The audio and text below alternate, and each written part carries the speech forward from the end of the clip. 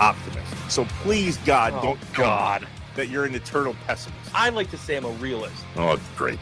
We're going to get along great. This is going to be great. This is Inside Wisconsin Sports with Trevor and Josh. Crowd is here, about to blow, waiting for me to start the show. Out the curtain, lights go up from home. Whoa! Fly ball center field. Back goes Myers at the track. It is off the top of the wall. It gets out of here. Contreras with a 2-run bomb, and the Brewers take the lead. Kind of having a hitting philosophy up and down. Bowers goes towards right, and he does go back to back. 3/4 of the way up the bleachers in right field. Ground ball third base side. It's a fair ball headed towards the corner. 1 run scores. Contreras will score. Here comes Bowers around third. Vaughn clears him with a double. 1-2. Ground ball to short. Pratt. They get 1. They get 2. Game over. Pratt to Terang to Bowers, and the Brewers have swept the Reds in Cincinnati. They escaped by the hair of their chinny chin chins. Tell me you're a dad without telling me you're a dad. I heard that last night, Josh, and I was like, oh, that's good. That was good.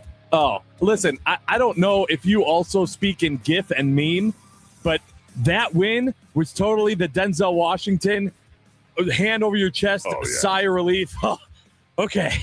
Whew. All right. We're okay. We can play that audio back, Jeff Levering, courtesy of Brewers, like in the playoffs. Yeah. And you would think that was a playoff game. Yeah. The way he finished that out, that was terrifying. Hey, what's up, Wisconsin? Oh, hi. Welcome in. How are you? Happy, what day is it? Thursday. Is that how your life goes too? Trevor Thomas, Josh Albrecht. Hey. I don't have the ability most days to keep track of what day it is because they just all go together. It depends on the week. It depends on the season. Summer with this much going on, yeah, it all blends together. That's exactly how I feel this morning. We're live from the Wisconsin Sports Radio Network studios, powered by the Potawatomi Sportsbook. I know it's Thursday. Team USA plays today. My whole week has revolved around soccer.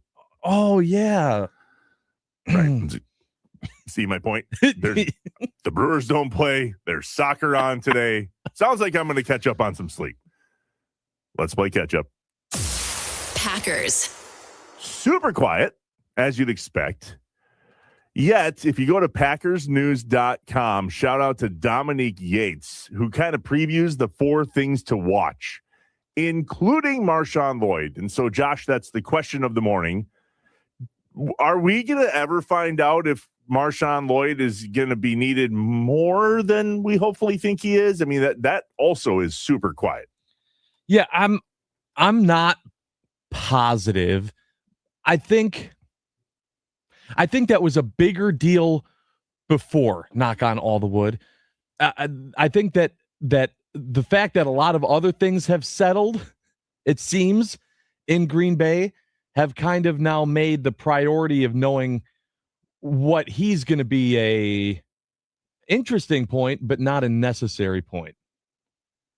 And he needs to stay healthy if it's going to be a point at all. Well, that's always been the factor, but just the severity of finding out that answer, at least in my mind, has gone down a little bit.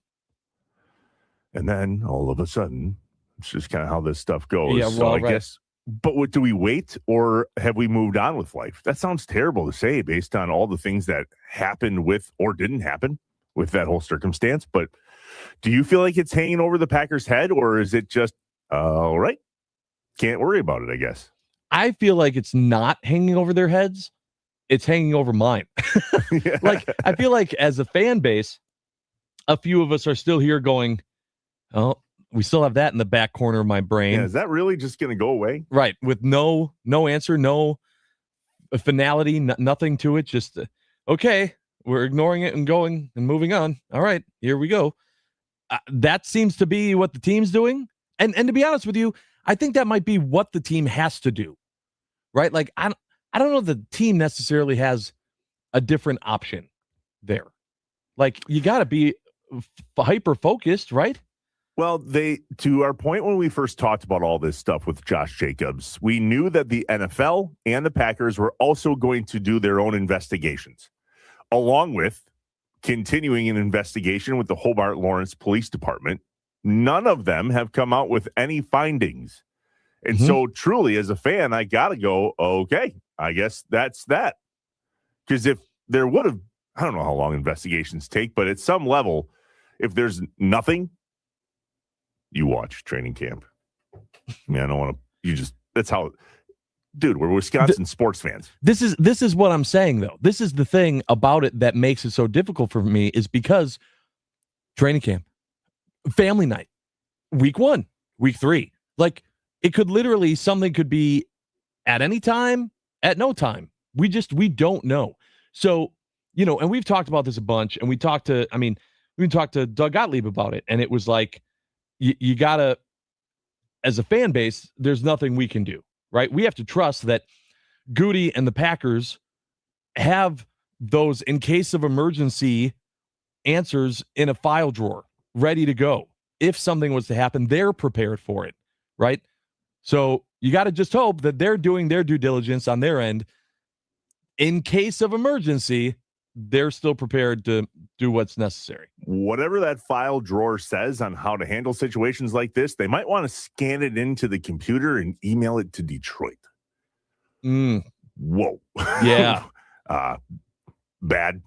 When I saw that, it was like potential life sentence. I'm like, what the? Yeah. Well, yeah. Turns out, don't kidnap and rob someone. Yep. That's allegedly. Allegedly. But that's also, very bad. I got to say, too, since the Josh Jacobs thing, it has not been a great offseason for stories off the field in the NFL. There have been a few potential uh-ohs that have happened. I just got a text message from a former police officer who has very much experience in investigations. Okay.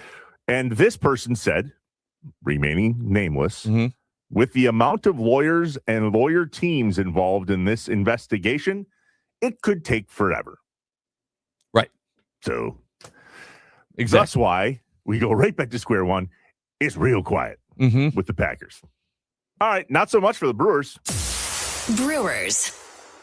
Sweep. Yeah. Woo. Yeah, need a cigarette after that one. Right. Oh, my God. And the way Jeff Levering closed it out last night on Brewers TV was just epic.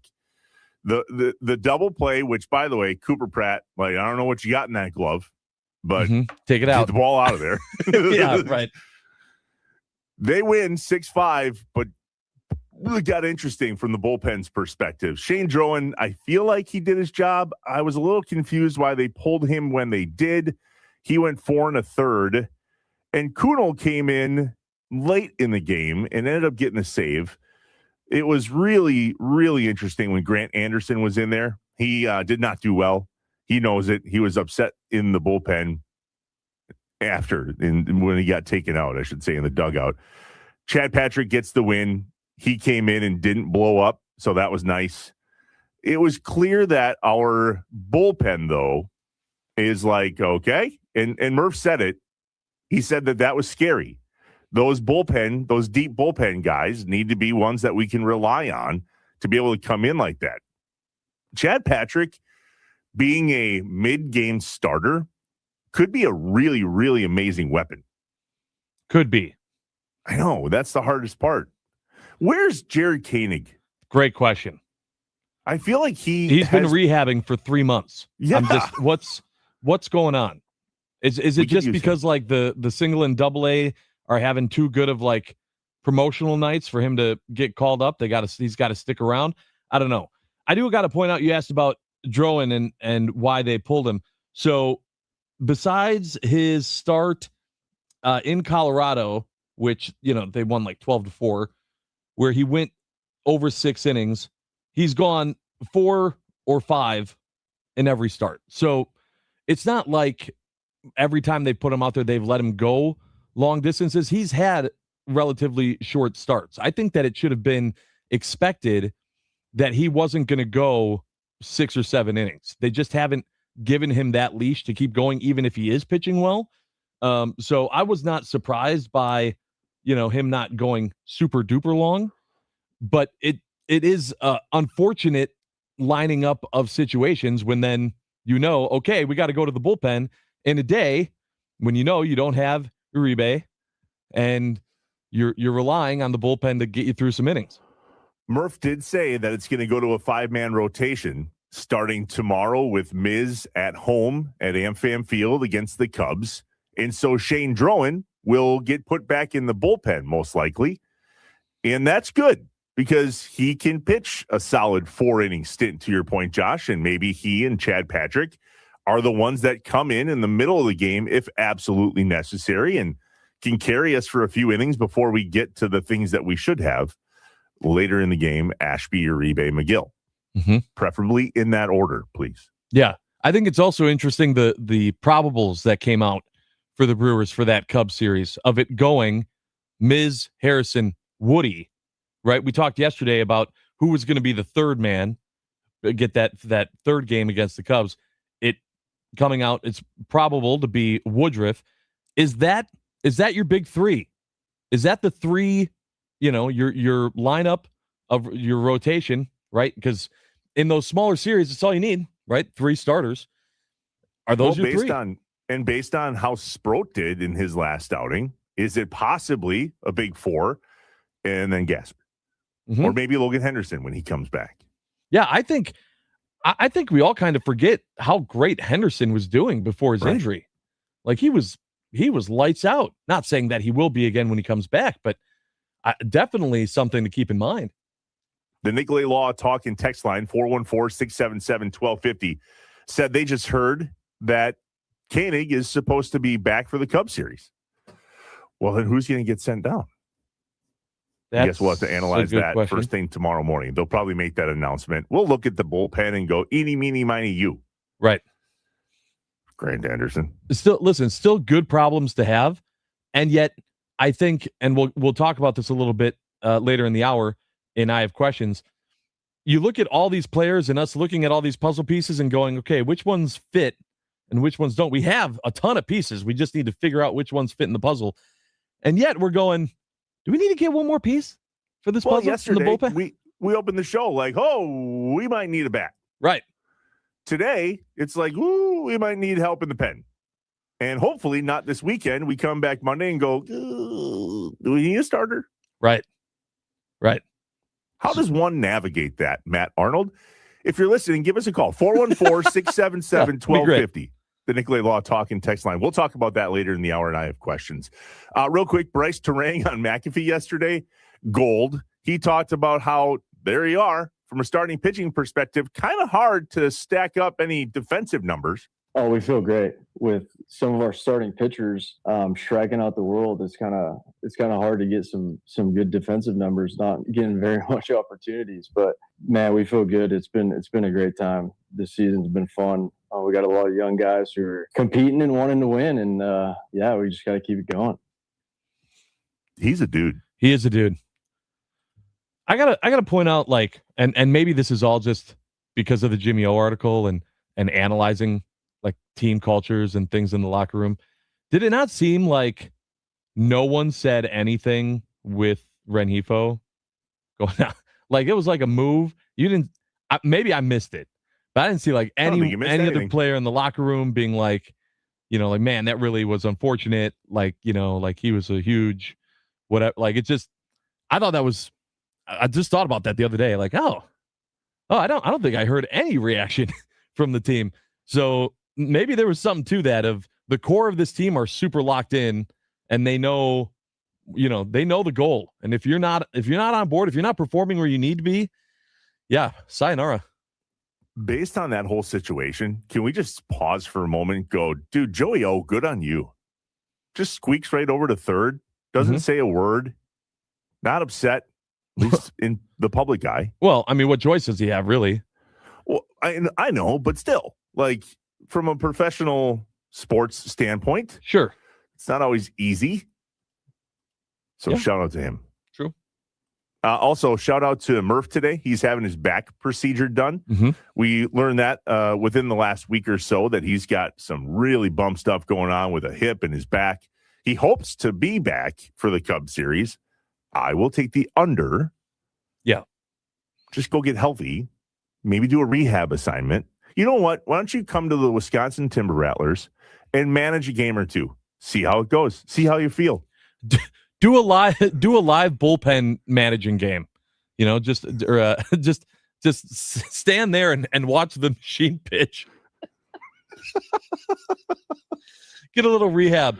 You imagine? Hey, Murph, we need you to go to Appleton. For what? Rehab assignment. I don't know. I will say Murph is a tough son of a gun. And so and he seems stubborn too. So I wouldn't be surprised if he did make his way there. But if he was, I still don't expect him to be walking around a ton or going out to the mound to do visits. Someone else is going to be in charge of all of the regular duties of Murph. I just had a mental image of Chris Hook wheeling Pat Murphy out to the mound in a wheelchair. Yeah, I've thought about that too. You got to put a little ramp in the dugout. As if it's not terrifying enough when Dad's pissed and he's on his way to the mound. Now he's in a wheelchair. Yeah. Like, oh, God, this is bad. Why does he have to come talk to me? Probably don't need to do that. Just send someone else out. All right, on to Madison. Badgers. I think I figured this out with the Badgers in the AD position and them not announcing anything. I got it figured out. Someone has, finally. If there was an AD hired, what would we be talking about right now? The fact that an AD was hired? No. I mean, like, let's just say there's an AD in place. Okay. There's no worries about the athletic director at the Wisconsin Badgers program. So if that was in place, what would we be talking about? Luke Fickell, football program? Oh, yeah. So you think this is a PR move? I 100% think it's a PR move. That is almost even more terrifying to me. If the Badgers are that scared to have the focus be on the football program, which, by the way, it's going to be anyway. Like, eventually, they're going to just turn their cameras away from an empty desk in the AD's office to the football program. I know, but we would have done that by now. You're right. You're right about that. I think it's all, okay. Hypothetically speaking, if we don't announce an AD, how long do you think we can get away with not looking at the football program? Good Lord. I know, but this is how my brain works. Some people, when they text in, they go, "Why are you the way you are?" I don't know.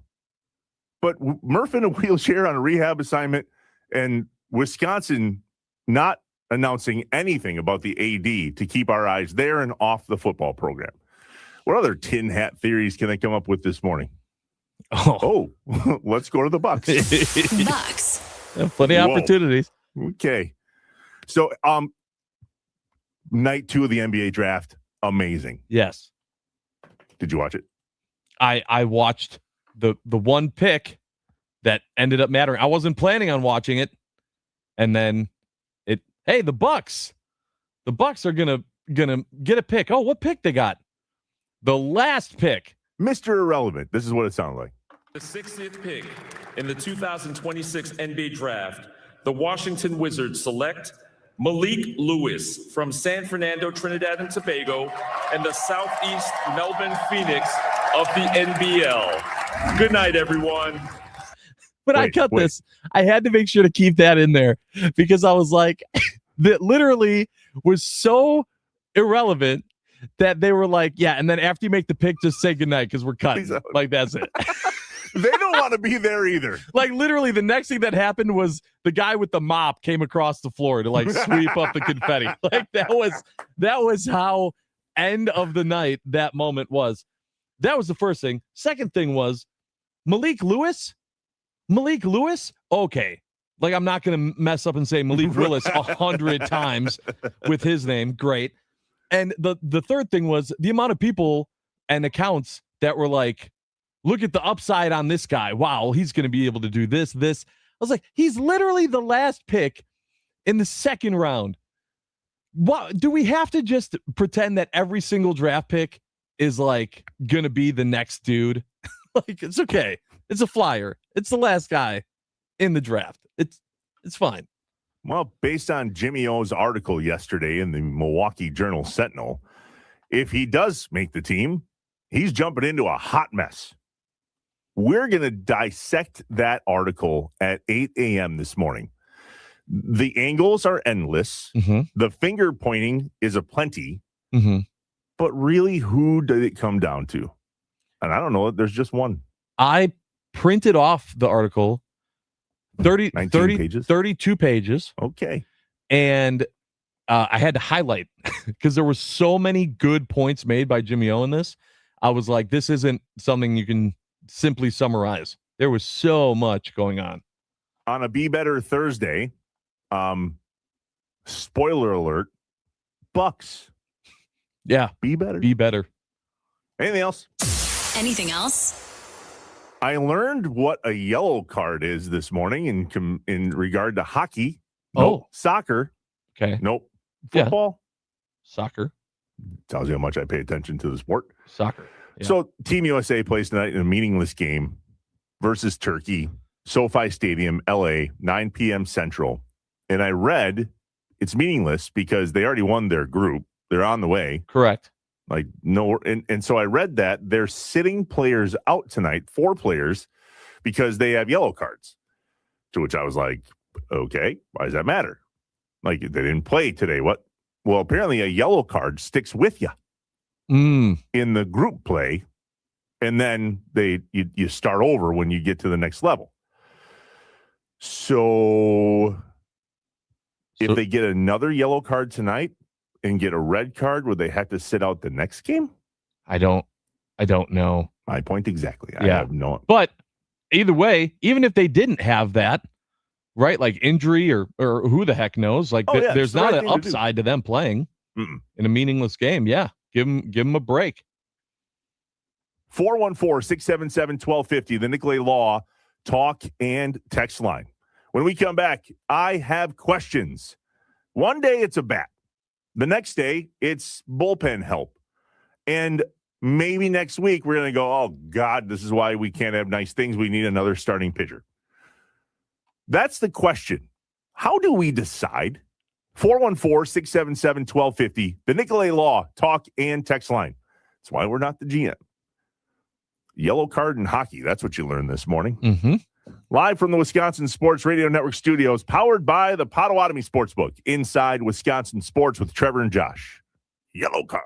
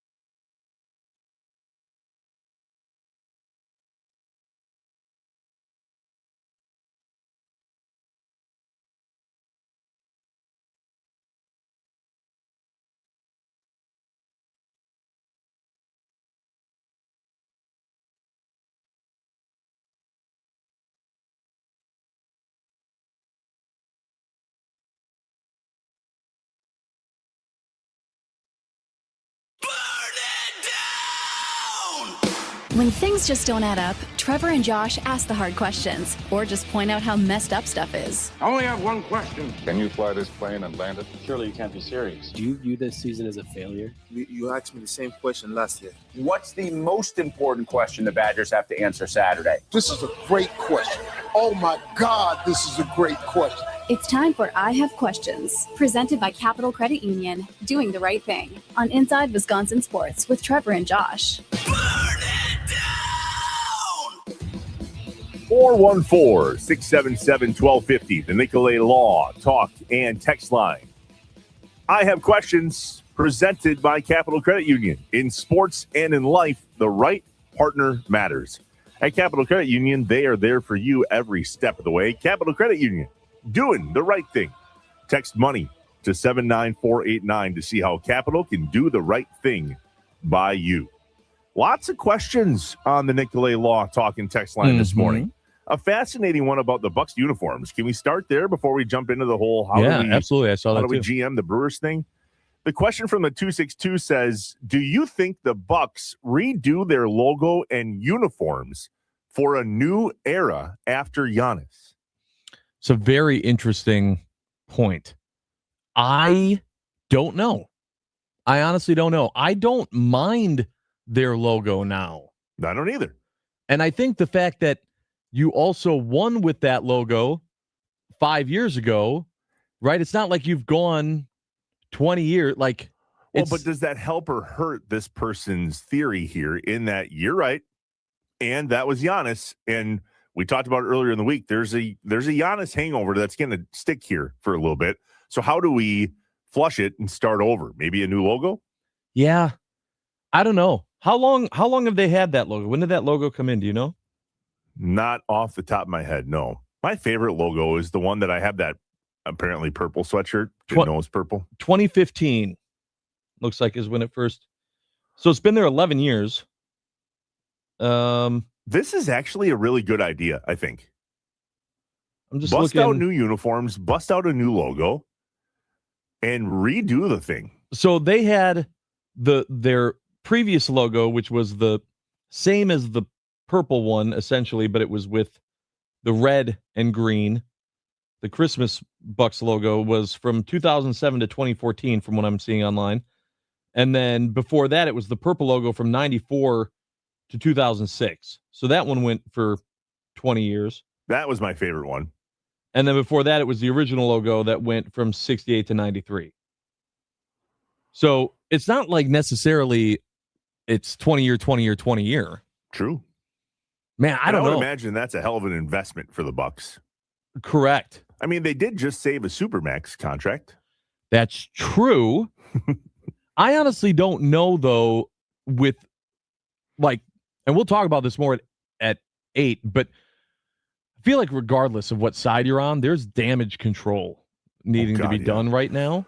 And I don't know that going about immediately moving on like the next season with new logos and new everything is necessarily the way to make everyone happy. Like that might be a more risky move for the Bucks than they realize. Or is it really the only thing left? You know what I mean? It's not a bad idea. I can see how it would reset things. I think it's an investment and a half.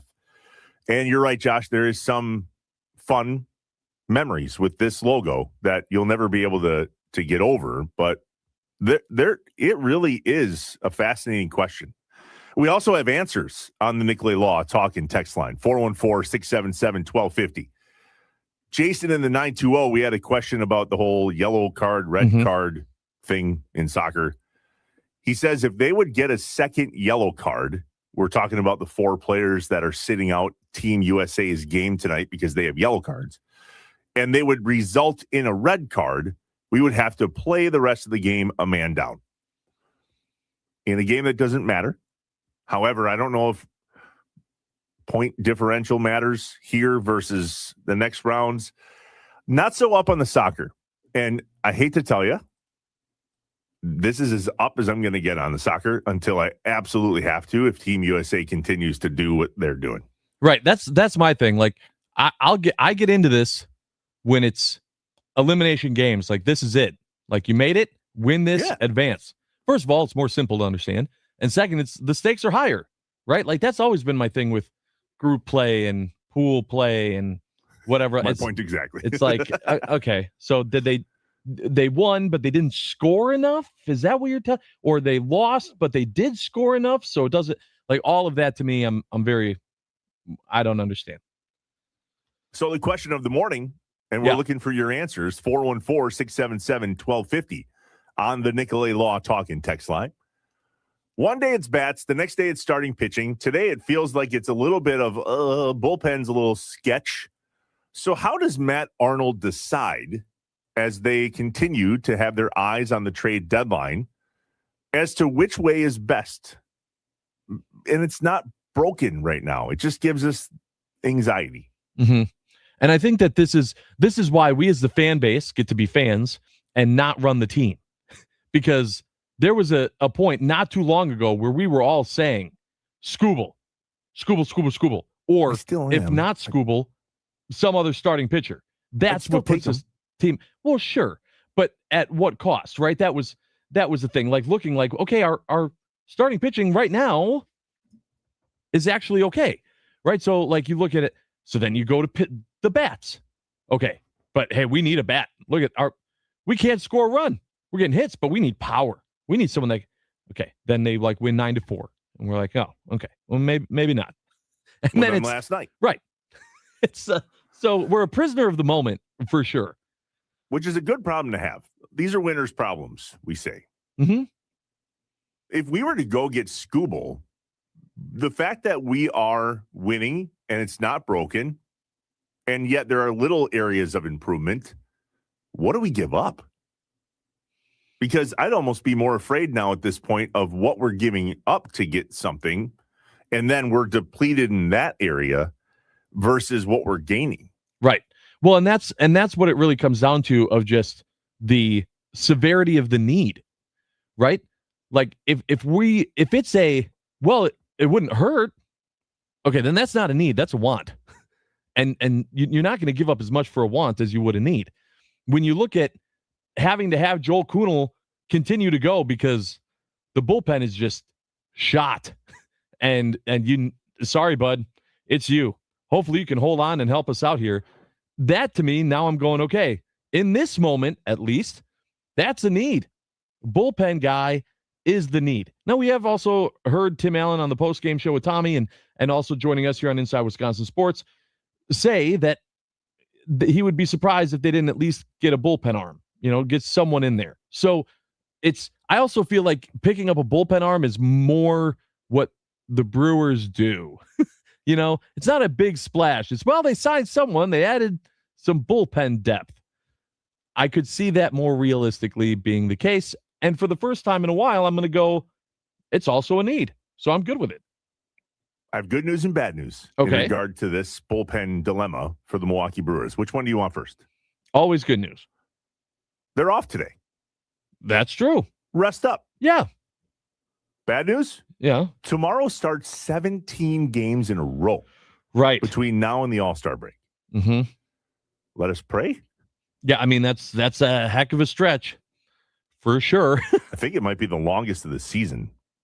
There's a 15, 16, 7. Oh, there's another 17-game stretch at the end of July into August.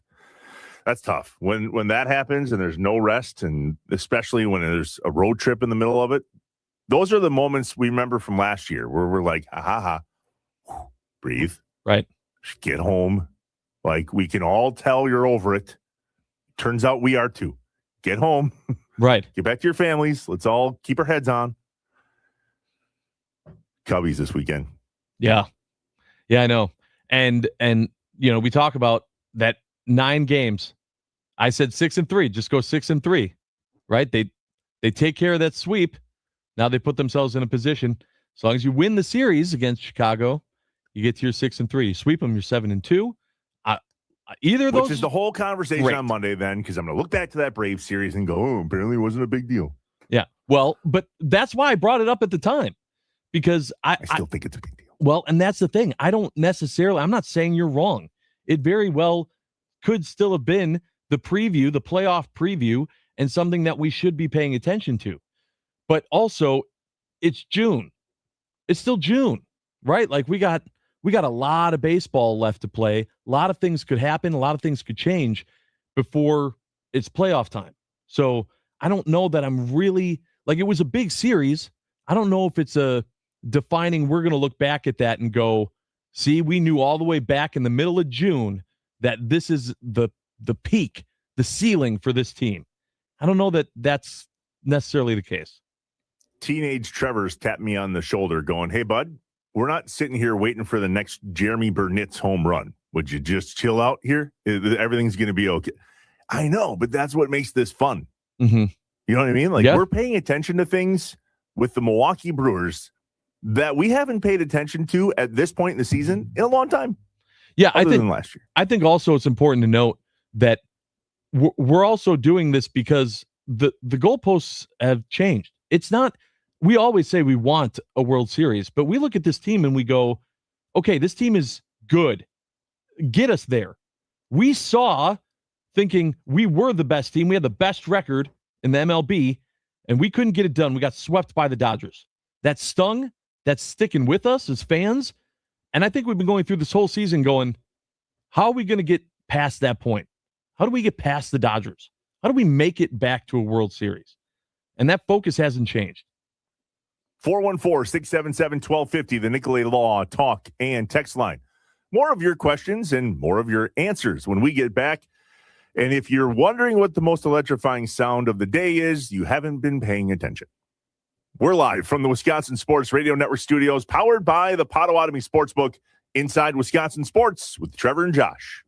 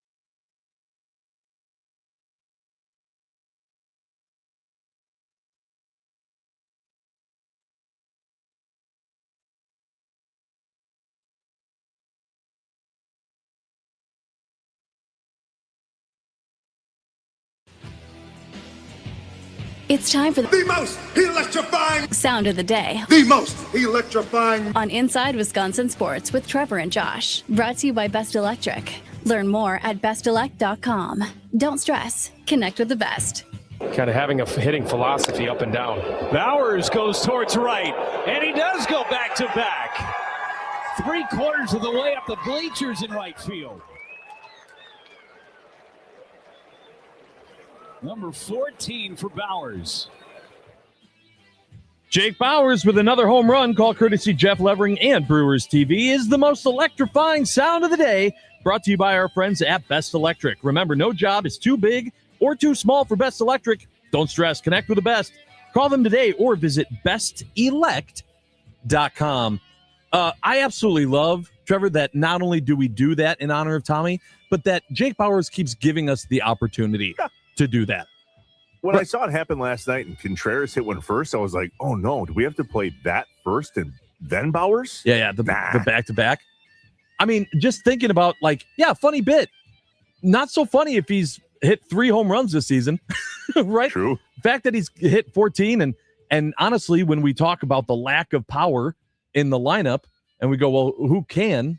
Is Bowers not the first guy that comes to mind? Absolutely. You know who can't lately? Christian Yelich. Mm-hmm. True. Man, I said out loud the other day in front of some friends, this got me in trouble. I was like, I'm kind of over Christian Yelich. They're like, Trev, he's batting like 300. Yeah, I know, but for the money, I want to be talking about him every day. Yeah. You know? Yeah, I mean, we were all there when it comes to the contract and performance since. Those expectations have moved mightily. 414-677-1250, the Nicolay Law Talk and Text line. Somebody earlier texted in a question and said, do the Bucks play a tribute video to Giannis at his first game back at Fiserv? 1.5%. You answered that much more respectfully than I was going to. Okay. Duh. Yeah. Yeah. First of all, you saw the Bucks do it with every single player that's come back. Pat Connaughton, like everyone got something when they made their way back to Fiserv. The biggest name in franchise history, which yes, that'll be another debate with Kareem, but yes, yes, I can promise you they have plenty of highlights that I'm not surprised. I wouldn't be surprised if they already had the package made, and they'll just be sitting on it. Well, apparently, according to Jimmy O, the package was probably made about 18 months ago. Yeah. They're just waiting. Woof. I mean, you went there, but yeah, true. We're going to break down Jim Ozarski's recap of how the Milwaukee Bucks got here at 8 a.m. this morning. Don't miss it. Josh printed it off and made highlights. Mm-hmm. I did. Dude. I did. I believe in that article. I can't wait to get your feedback on this. I saw what you tweeted out at On Air Josh about just kind of your recap of it. It's 32 pages. It took me 4 hours to get through. Like I would read and then something would happen. And I'd walk away and I'd come back and I'd read.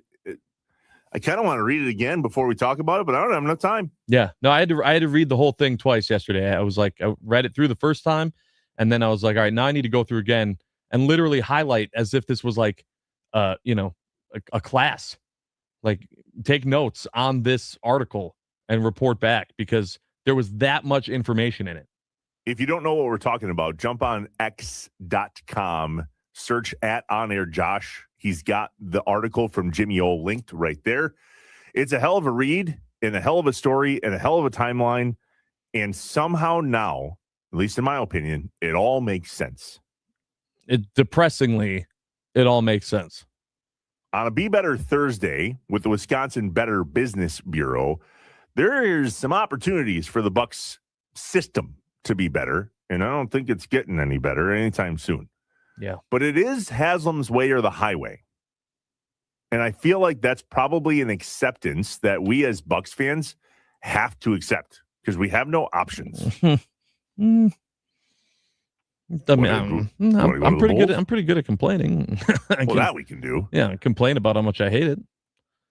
I just don't think it's changing anytime soon. And I read something the other day that said he might buy out the other. Yeah, owners. if it changes, it might change for the worse.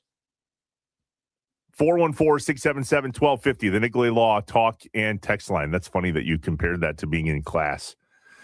Tells you how good of a student I was. I didn't own a highlighter. You didn't own a highlighter the entire time you were? No, that's not true. Well, I never used it if I had one in my little crayon box. Yeah, a highlighter's key, especially like an ADHD. Like, I don't know. Need the highlighter. That was the most ADHD thing, especially for Jeff from Fox Point says, in Arnold we trust. The biggest need for the Brewers is a bullpen arm or two. I still now, though, don't understand what we give up for that. Right. I do feel like that is our biggest need today. Would you agree, Josh, that a bat's at the bottom of the list all of a sudden? No. Damn. I would not. I think that a bat still might be number one and then a bullpen arm. It's definitely those two as it sits right now, anyway. Yeah, especially after seeing how Woody came back. Right. That changed everything. And then Sproat was like, hold my beer. Right. And then seeing how Drone's done and seeing how, that you got Henderson potentially coming back. Like, yeah, those are good things. I just can't wrap my mind around what a big bat would look like. Like, what is it, a DH position? Do they bump Joey off a third? Yeah. If we can find a third baseman that has a glove and a bat? Yes. Magic potion. That's key. The Malott Meats Morning Mind Dump is coming up next. The Wisconsin Timber Rattlers have a huge homestand this weekend. Oh, no, look, it's not the Timber Rattlers. It's the Udder Tuggers. They're back. Pretty fun. We're going to chat with Rob Zerjav from the Wisconsin Timber Rattlers during the Malott Meats Morning Mind Dump and get caught up on how the baby Brewers are doing and what they have cooking this weekend down in Appleton.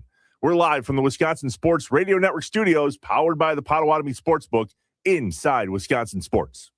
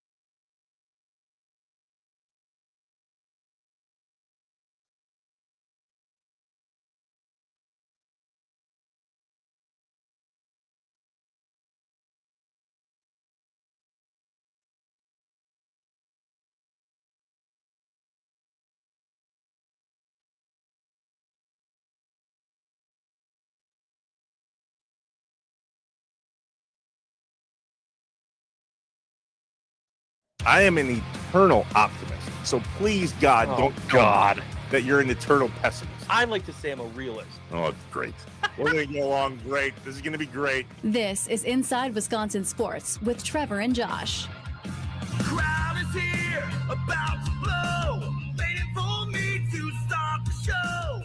Out the curtain, lights go up, I'm home. Whoa! Fly ball center field. Back goes Myers at the track. It is off the top of the wall and gets out of here. Contreras with a 2-run bomb, and the Brewers take the lead. Kind of having a hitting philosophy up and down. Bowers goes towards right, and he does go back to back. 3/4 of the way up the bleachers in right field.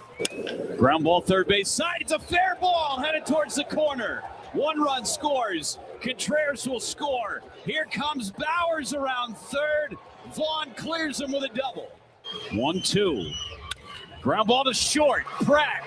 They get 1. They get 2. Game over. Pratt to Terang to Bowers, and the Brewers have swept the Reds in Cincinnati. They escaped by the hair of their chinny chin chins. Confession. I had to look that up. You had to look what up? The hair of my chinny chin chins. Couldn't remember what that was from. Oh. I know. Yeah. Do you know the story it's from? Isn't that the Jack and the Beanstalk? No, you should look it up too. All right, good. I'm not alone. Okay. That's the 3 little pigs and the big bad wolf. Oh, right. Right. Oh, right. It's been a minute since I've been doing nursery rhymes. When he said that, I was like, I really should know this. I really should know this. Should you? I mean, I feel like we all should know that, don't you think? I don't know. What's up, Wisconsin? Hour 2, Inside Wisconsin Sports. Trevor Thomas, Josh Albrecht. Hi. Audio courtesy of Brewers TV. A big win for the crew, a big sweep for the crew, and a big weekend for the crew. The big crew and the little crew. The high A crew. Also home this weekend, the Wisconsin Timber Rattlers. We welcome in Rob Zurjav. Time for the Malott Meets Morning Mind Dump. I hear voices in my head, they count The coffee is kicked in. We're awake and ready to roll. Let's get some things off our chest and out of our heads. You don't know what it's like to be me out here for you. It is an up at dawn, pride-swallowing siege that I will never fully tell you about, okay? I'm as mad as hell, and I'm not gonna take this anymore! I'm in a glass case of emotion. What we've got here is failure to communicate. We've got no food, we've got no jobs, our pets' heads are falling off! It's time for the Morning Mind Dump, presented by Malott Meats. High-quality meats at a fair price, safely delivered to your front door. To learn more, visit WisconsinMeatMarket.com. Experience the power of the family meal with Malott Meats on Inside Wisconsin Sports with Trevor and Josh. You still got time. WisconsinMeatMarket.com. The Grillmaster Box is on sale for the 4th of July weekend. You need it for your cookout. You need to get there, though, because you need it before you leave for the 4th of July weekend. It's going to be here before you know it. WisconsinMeatMarket.com. WisconsinMeatMarket.com. Experience the power of the family meal with Malott Meats. Joining us now on the guest hotline, powered by Gruber Law. One call, that's all. It is Utter Tugger Weekend at the Wisconsin Timber Rattlers, the high A affiliate of the Milwaukee Brewers. Rob Zurjav, president, CEO, rocking everything but a T-Rats logo. So how do you guys keep it straight down there? Like, it's Utter Tugger Weekend, but the frozen pizzas played earlier this year. Meanwhile, Josh owes you an apology, by the way. God, my ADHD is through and through. Whew. Okay, hold on. Let me slow down. Yeah. First off, hi, Rob. Good to see you. Yeah, good morning. Good morning. And you're incorrect. Frozen pizzas is coming up in July. Oh, that's why you wore it. Okay. Yep. Makes sense. But Josh, I'm ready for this. Well, he doesn't know he's apologizing yet, but he's about to. Give me a minute. Last week. Uh-huh. Right? 2 weeks ago when we talked to you last, I have been told I'm a jinx on this show. Oh. And unfortunately, I kind of am. Josh, though, did his best Trevor impersonation last time we talked to you because he was like, how awesome is it to have Andrew Fisher in Appleton? A few moments later. Yes. Now, hold on. Any jinx that I put out there, Rob immediately unjinxed in my mind by saying, yeah, you never know. We're grateful for every day we have guys like that because we know that they could be called to that next level immediately. Well, and I went, okay, yeah, that's true. You could just say sorry for your loss. Well, I am sorry for your loss, but also I'm excited to see Andrew Fisher go through the process because he's an exciting guy to watch play baseball. Yeah, and if you've been paying attention, I think he rightfully deserved the promotion. 3 home runs, I think, in like 5 days. So he's doing quite well at AA. And the first at bat in AA, gone. Yeah, first pitch, just Welcome, first dude. at bat rather. Welcome. Like, yeah. And whoever was thinking they were going up to AAA watched that and went, "Oh, great, cool. That's welcome. Thanks for being in Biloxi, bud." Where are you, Rob? What are you doing? I am in Westfield, Indiana, just outside of Indianapolis. It's travel ball summer, so I am missing Utter Tugger weekend, but I probably just get in the way anyway. So everybody back home has taken care of everything, and everything is planned, and weather looks great. The team is playing well, so I'm going to watch from afar. Good. Well, young Rob Zurjab would have never thought you'd be able to watch from afar and have everything be just fine at Neuroscience Group Field in Fox City Stadium. Correct. Old Rob Zurjab is fine with that. Yeah. All right. Utter Tugger weekend, Josh. Yeah. You're a big logo guy. What do you think of the cow? So first and foremost, when the Utter Tugger logo and hat first came out, I'm a big hat guy. And when that first came out, I needed it. I needed the hat right away. I literally drove the day it was announced up to Appleton to buy the hat. I was like, yes, I understand that I could get this online. It might not be there. I don't know. I'm not taking that chance because it's that cool. And obviously I wasn't the only person that thought so because it's been a theme night that has continued since. It's beloved by fans. And literally it looks like almost 50 different items on the Timber Rattler store that are Utter Tugger. That's a lot for a theme night. Yeah, Utter Tugger is honestly, everybody thought we were going to end up changing our name from Timber Rattlers to Utter Tuggers permanently, but no, we're gonna stick with Timber Rattlers. But yeah, Utter Tuggers probably sells equally to Timber Rattlers. It just continues to go crazy. We were just recently featured on MLB Network. Mark DeRosa still had no idea what Utter Tuggers was. Went crazy for it. It's blowing up again. Viral once again 7 years later. So yeah, we love it. It'll be 4 fun days starting tonight, giveaways every night, and honestly it's the same every game you come to. It's going to be Utter Tuggers themed, obviously, but every day will be a little bit different, from cheese sampling to one night we'll have milk giveaway at the end of the night, we'll have ice cream giveaway at the end of the night. There is a giveaway before every game. The guys are going to be wearing the Utter Tuggers jerseys that sort of look like overalls that Jacob Mizrowski sort of made famous. Yeah, it's just it's a ton of fun. There'll be cows out here. There'll be calves. There'll be a petting zoo. You name it. All things dairy industry celebrating Wisconsin. Nothing like it. Clean up on aisle 3. Yeah, what could go wrong? Yeah. Rob Zurjab with the Wisconsin Timber Rattlers joining us on Inside Wisconsin Sports with Trevor and Josh. Thursday, that's today, Utter Tuggers car decal giveaway to the first 1,000 fans. And then one heck of a weekend of giveaways. A Jacob Mizrowski jersey giveaway to the first 1,000 fans tomorrow night. Saturday, Utter Tuggers hat giveaway to the first 1,000 fans. And then Sunday, the Bryce Terang bobblehead giveaway to the first 1,000 fans. How lucky are you guys to be able to have a Miz jersey giveaway on a night that Miz pitches for the crew? I want to say we gave away his bobblehead a couple of weeks ago, and he was pitching as well. So I don't know how this world is working, but yeah, pretty exciting. We were able to give Miz his bobblehead, get his reaction. He saw his jersey, kind of did his reaction on social media as well, and it's fantastic. But same with Bryce. I mean, the talent that has come through Appleton and is now just dominating at the major league level for the Brewers is just. It's a ton of fun. And again, it just shows our relationship that we have with the Brewers. And we're excited for Friday, for Sunday, honestly, for the whole weekend.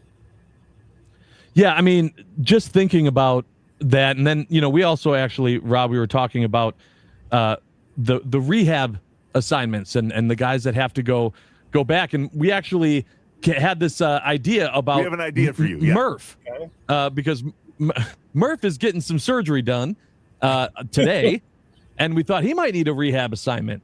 You got any room for Murph to come into Appleton and I don't know, just get a little bit of a work in before he makes his way back up to the majors? Yeah, that is a really good idea. He actually was up last year. His son was playing for the Fort Wayne Tin Caps.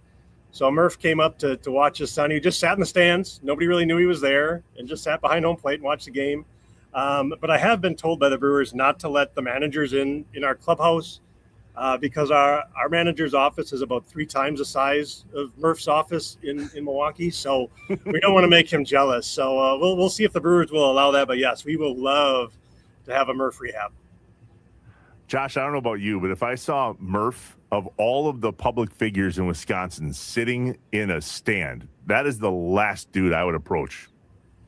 I don't know. I might. Maybe not like when his kids, if he's there to watch his kid. That's my point. I think the situation might play out. I'm also just thinking about because the managers also wear the uniforms for the most part. Can you imagine seeing Murph wearing the Utter Tugger outfit, like the full outfit, making his way out for a pitching change? That would be that would be worth the price of admission alone. I think it'd be beautiful. We'll get him up for Brats night, put him in Lederhosen.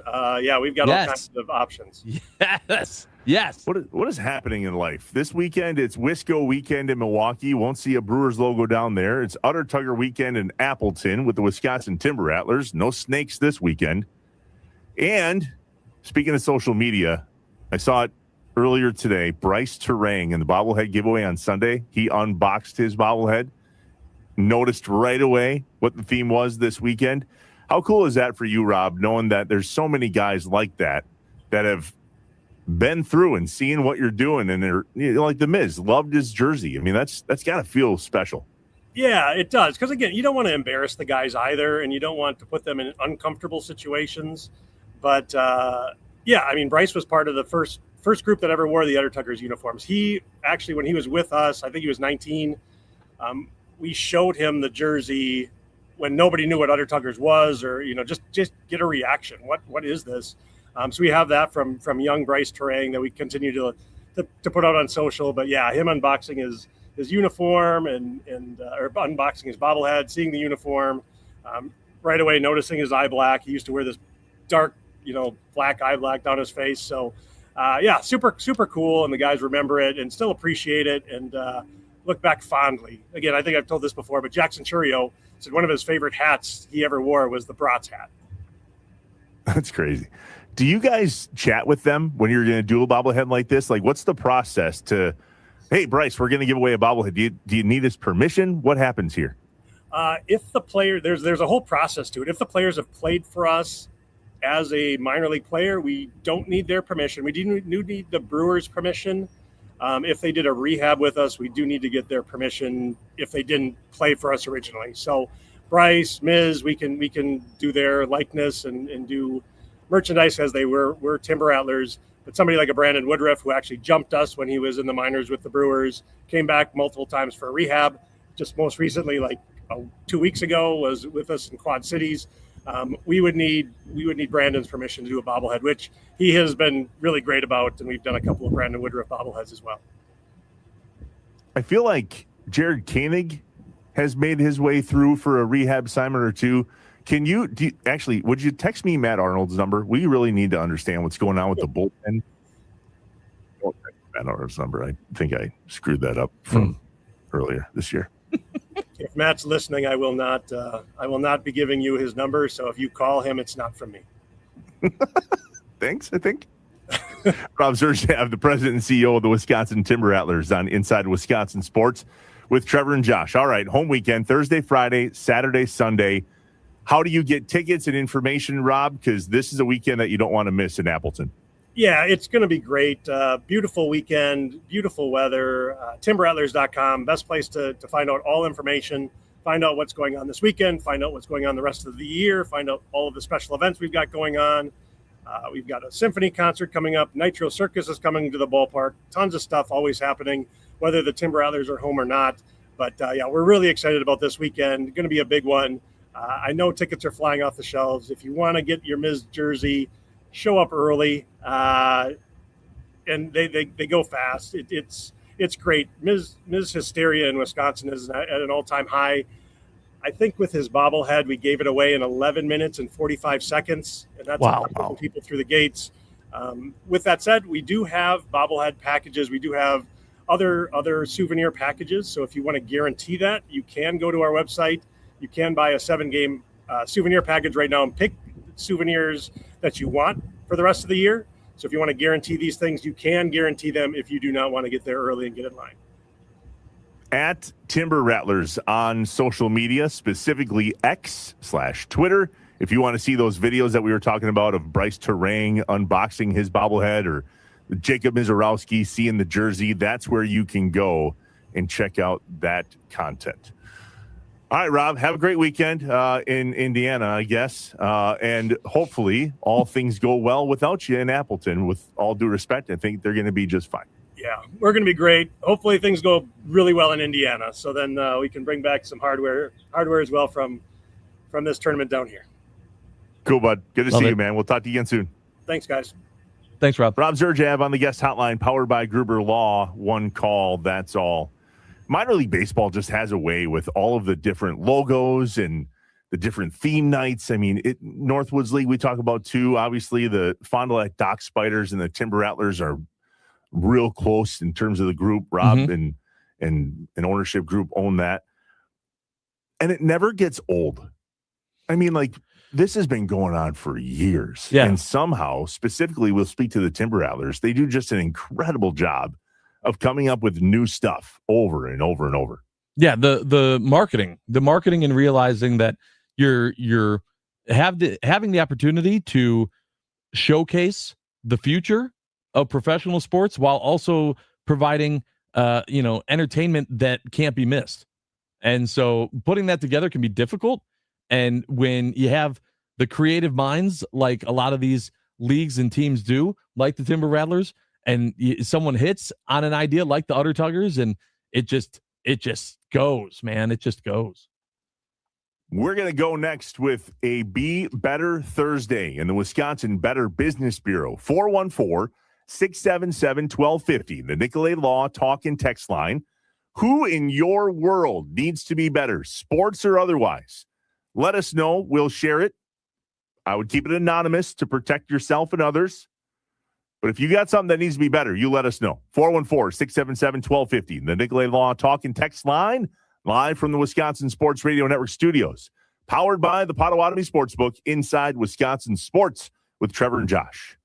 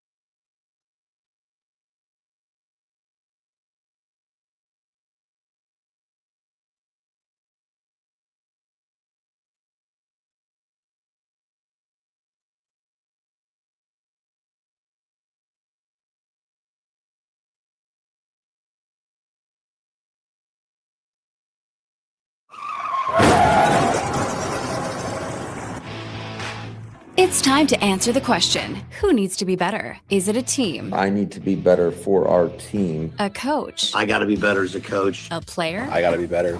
We got to be better. Just facts. Let us know who you think has to be better. Brought to you by the Better Business Bureau. Show people your business is better. Get BBB accredited with the Better Business Bureau at bbb.org.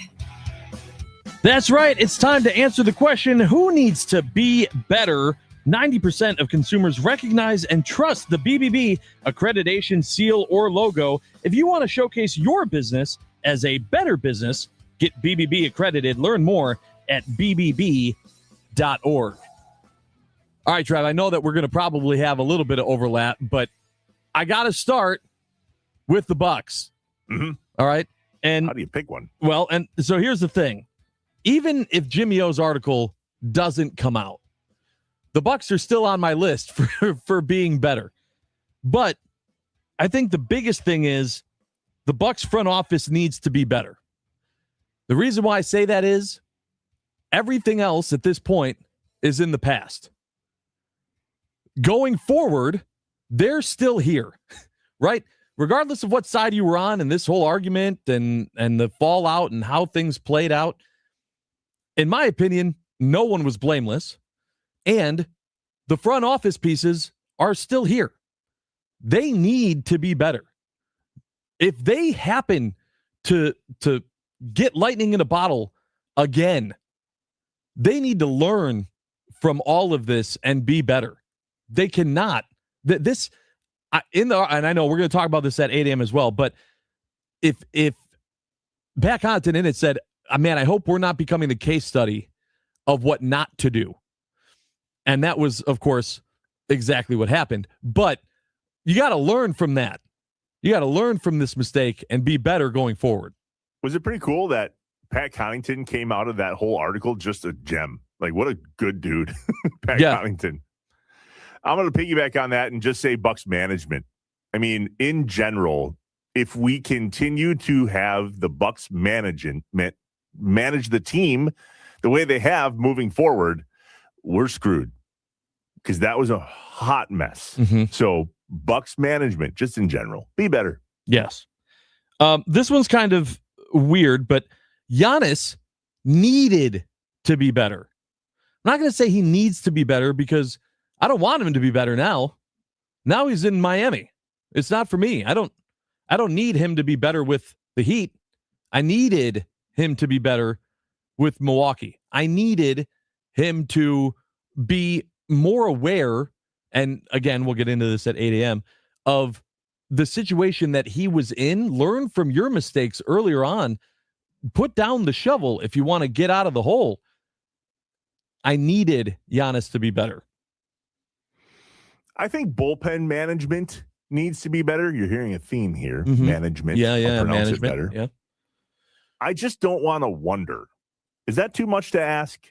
Like, when we have a situation where it should clearly be Ashby, Uribe, McGill, and we go Uribe, McGill, Ashby, and end up losing the game. And I know, check swing, strikeout, fly ball, home run.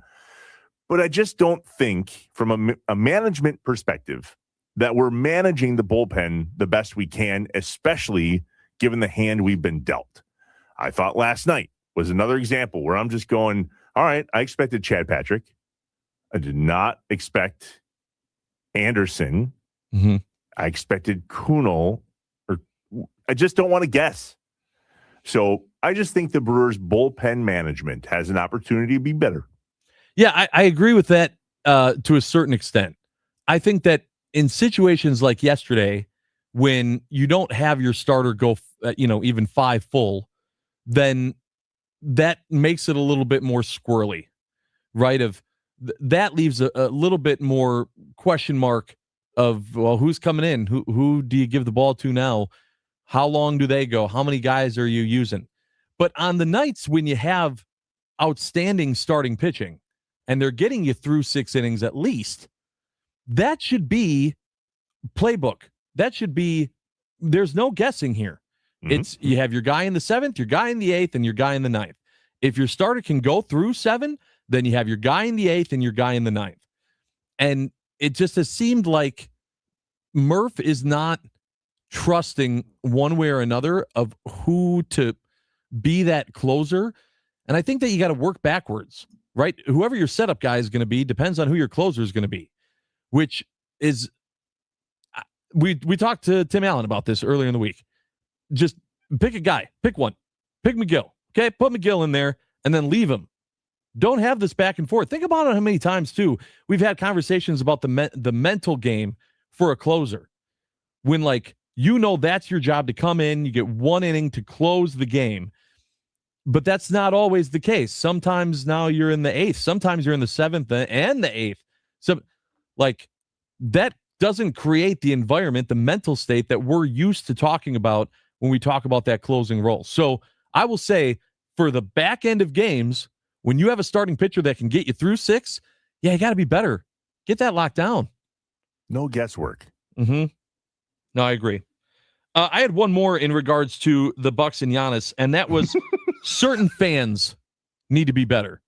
I don't know if you saw this. There was one gentleman in particular who on my Twitter post was so upset with Giannis, saying good riddance, he can leave, and he can take his dad with him. Ooh. Yeah, don't be dumb. Don't cross a line that is completely unnecessary. First of all, you're going to regret that. We take those back on Tuesdays. Feel free to listen in and text into the show. But you're still talking about, even if you don't like him, if you don't like him anymore, he brought a championship to you. You can hate a guy and still appreciate the fact that he brought a championship. That is uncalled for on every level. Whether there was better. A championship or not. Right. Good God, man. I wouldn't say that to my worst enemy. Yeah, that was just way too far. I was very proud of everyone else that was commenting. I didn't have to go after him because everyone else did. And I was like, good. Good. That and you knew you were going to this morning. Right. Which is immediately was like, oh, mark that down for be better. Can I just say that pro sports superstar management needs to be better, as if there hasn't been a recipe for disaster over, I don't know, 60 years. We know how this goes with these superstar athletes. If they get all the money in the world, which they do, they assume they have all the power in the world, which in some cases they do. So, hey, pro sports management, there's a cocktail recipe right over here that says what not to do in situations like this. In regard to Giannis and Milwaukee and all the things and power that Giannis was given and or got away with is just the latest example, and specifically here in Wisconsin, of opportunities for management to look at these situations and go, yeah, we're going to do this differently this time. Like, that's not going to fly. I feel like the Packers have done a pretty good job of making sure their superstars know they're not bigger than the G. Yeah. But across pro sports in general, just manage your superstars better, huh? Yeah, it's funny. And that's a great topic for another day of looking at the Wisconsin professional teams. Which team do you think that management is most in control of their superstars? I don't know that I would necessarily. I think I might go the Brewers. Honestly, do the Brewers have a superstar? Well, that's another good question. You don't see a ton of diva mentality from any of these guys, even the rising stars. At least it's not made public, which again is part of what the Bucks were hiding very well that then came out yesterday. In the last 10 years, who is the biggest diva to be a part of the Milwaukee Brewers organization?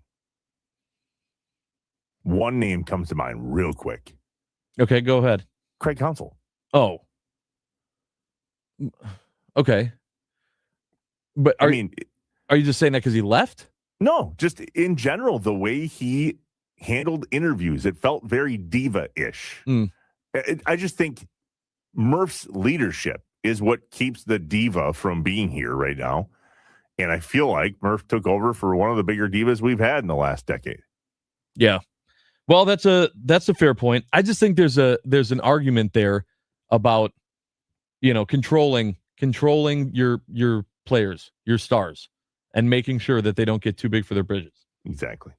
The Miami Marlins need to be better. Did you see this this story that came out? And I'm talking about the entire organization. Listen to this. Yeah, he did. He struck him out. And there it is. Sandy Alcantara stands alone as Miami's all-time new strikeout leader. They haven't really acknowledged that yet here in the ballpark. He knows. I think he was aware of that coming in, and he looks around to see if they put on the scoreboard. They did not. They still have the count as 1 ball, 3 strikes. Look at Clayton. He is not happy, and neither is that Marlins dugout. They're telling the fans to stand up and applaud Sandy. Appreciate it. Appreciate it out there. God. See, the problem I have, most of the fans here tonight should know that without having to look at the scoreboard. And now he's doffing his cap, so the fans in the know now. That's great. A lot of problems. It wasn't put up on the scoreboard right away, which it should have been. And a lot of fans who came here should have known it anyway. Little things like that irritate me, Kyle. I know they do. Jeez. Wow. Wow. so that's 50 seconds of everyone needing to be better. Okay. That's one thing appreciate with the Brewers, right? When any of our guys hit milestones, I feel like a lot of the fan base is aware. For those that aren't, they do a fantastic job of making sure that everyone knows immediately, hey, this just happened. So let's celebrate that.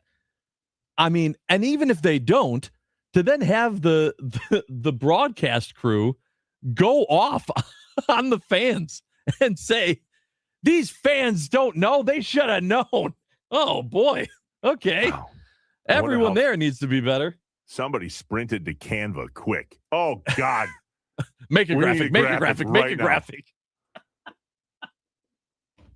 I've got one more. Yeah. I'm going to preface this. I'm not throwing any one person under the bus. And I'm also not throwing the management here in the building where I'm at under the bus. Okay. I am saying when a urinal in the men's bathroom is currently not functioning appropriately, still works, but we're just like, hold on, that's not supposed to operate that way. We'll put a little sign on it and we'll use the toilet. Men in this building, can you control the male plumbing better, please? Do we need to put Cheerios in the water? What in the hell is, like, I tipped one of the other guys off this morning. I'm like, can we put up a sign in there that says, see the water, hit it? Like, do we all have prostates that need to be removed tomorrow? Because it apparently is a problem for some of these dudes. Oh, well, at least you called them out, you know? Not my name. Yeah. Well, how would I know? Oh, they know. If they're listening, they know. You know who you are. You know who you are. It's bad, man. Like, seriously, I'm going to put Cheerios in. I'm going to do it. I have one for myself. I need to be better. Oh, self-aware. Yes. I jinxed myself on Friday. You did. I did. We talked about Father's Day and we said, what are you doing for Father's Day? What's the plan for Father's Day? And I said, I don't really know. I know that I've got a busy day today. I'm going down to Summerfest. I'm seeing Sticks. I'm going to do the golf shot. And then I know I'm not hosting Father's Day, so it doesn't matter. And that was the end of it. That was all I knew about my weekend and Father's Day plan. A few moments later, the buddy I was supposed to go to the show with bailed. I ended up, he was going to drive, and then now he wasn't. So then I was scrambling to figure out what I was going to do.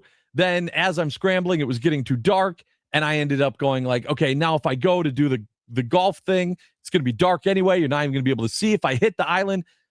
All of that fell apart and had to get moved to this weekend of me paying off that. Yeah. Completely missed that. And then it turned out that the family members that we were going to be going to celebrate Father's Day, it was also my brother and sister-in-law. It was their anniversary and on Father's Day. And so it was like, all right, you win, right? Like my brother-in-law, you have top priority. And he said, all I want is to not host. So we hosted. Okay. So then it was quickly scrambling, cleaning the house, doing everything. And I'm just thinking to myself, way to go, Josh.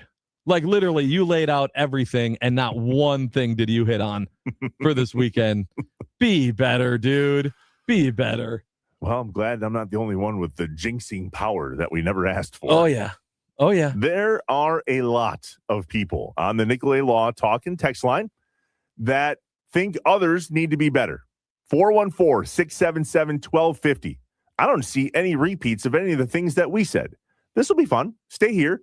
Inside Wisconsin Sports with Trevor and Josh. Live from the Wisconsin Sports Radio Network studios. Powered by the Potawatomi Sportsbook. Here's someone that says, my boss needs to be better. But it's not anonymous. Oopsies.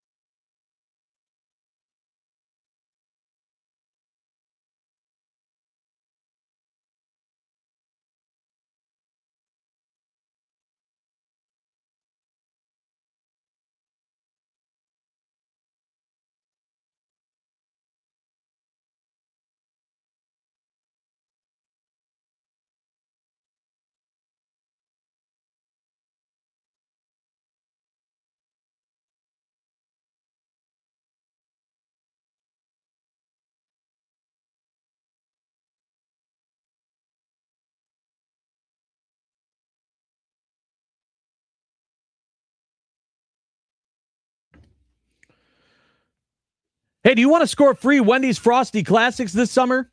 When the Wisconsin Timber Rattlers, proud high affiliate of the Milwaukee Brewers, record 10 strikeouts in a game, you can go to any Wisconsin Wendy's and get a free small Frosty Classic. Follow the Wisconsin Timber Rattlers on Twitter or Instagram as they post after every game with 10 strikeouts. This offer is good for 24 hours following the game, so pay attention and go when you can to get that free small classic Frosty. I think that's not a Brewers promotion. They'd be out of those. True. They sure would. Inside Wisconsin Sports with Trevor and Josh on the Wisconsin Sports Radio Network on a Be Better Thursday with the Wisconsin Better Business Bureau. 414-677-1250. That's the Nicolay Law talk and text line, where many of you have opportunities for others to be better. And we have to scroll down for us to start somewhere and go, oh, where's the first? Okay, there it is. Jimmy Haslam needs to be better from the 920. The organization is going to get run into the ground like he's done with all of the franchises that he's been a part of. Mm-hmm. We'll pass it along. Let me see here as we go along. I got one from Ziggy. Yeah, go ahead with Ziggy's. Ziggy says, be better race car drivers. You can't win the red, white, and blue series at WIR by wrecking everyone in the red race and collecting 0 points. We'd like to be home before midnight, please. You ever go to the races? The little short track, small track? I mean, it's not the smallest track, but you know? No. Don't make my way out there enough. Hey, this is an interesting one as I read it from the 414 that said, New York Mets be better. I read that and was like, what? Why? What? Yeah. Well, they say, be better. Don't let the Cubs get on a roll right before coming into town. That's true. That's true. The Mets have had just a absolutely atrocious season from where they were predicted and things that they were being talked about at the beginning of the season. And the Cubs that were struggling, I mean, facing the Mets could not have come at a better time for the Chicago Cubs. I agree with that. Be better. Well, or you needed to be better. At this point, now I don't care. Give us Freddie. 920. Green Bay had a nasty storm roll through last night that caused flash flooding. Did you see some of this online, Josh? It got really crazy, really fast. Yeah. And of course, there are people who are going, no big deal. Well, this person says, drivers, be better. Why take the risk and get stalled out because you try to drive through flooded waters?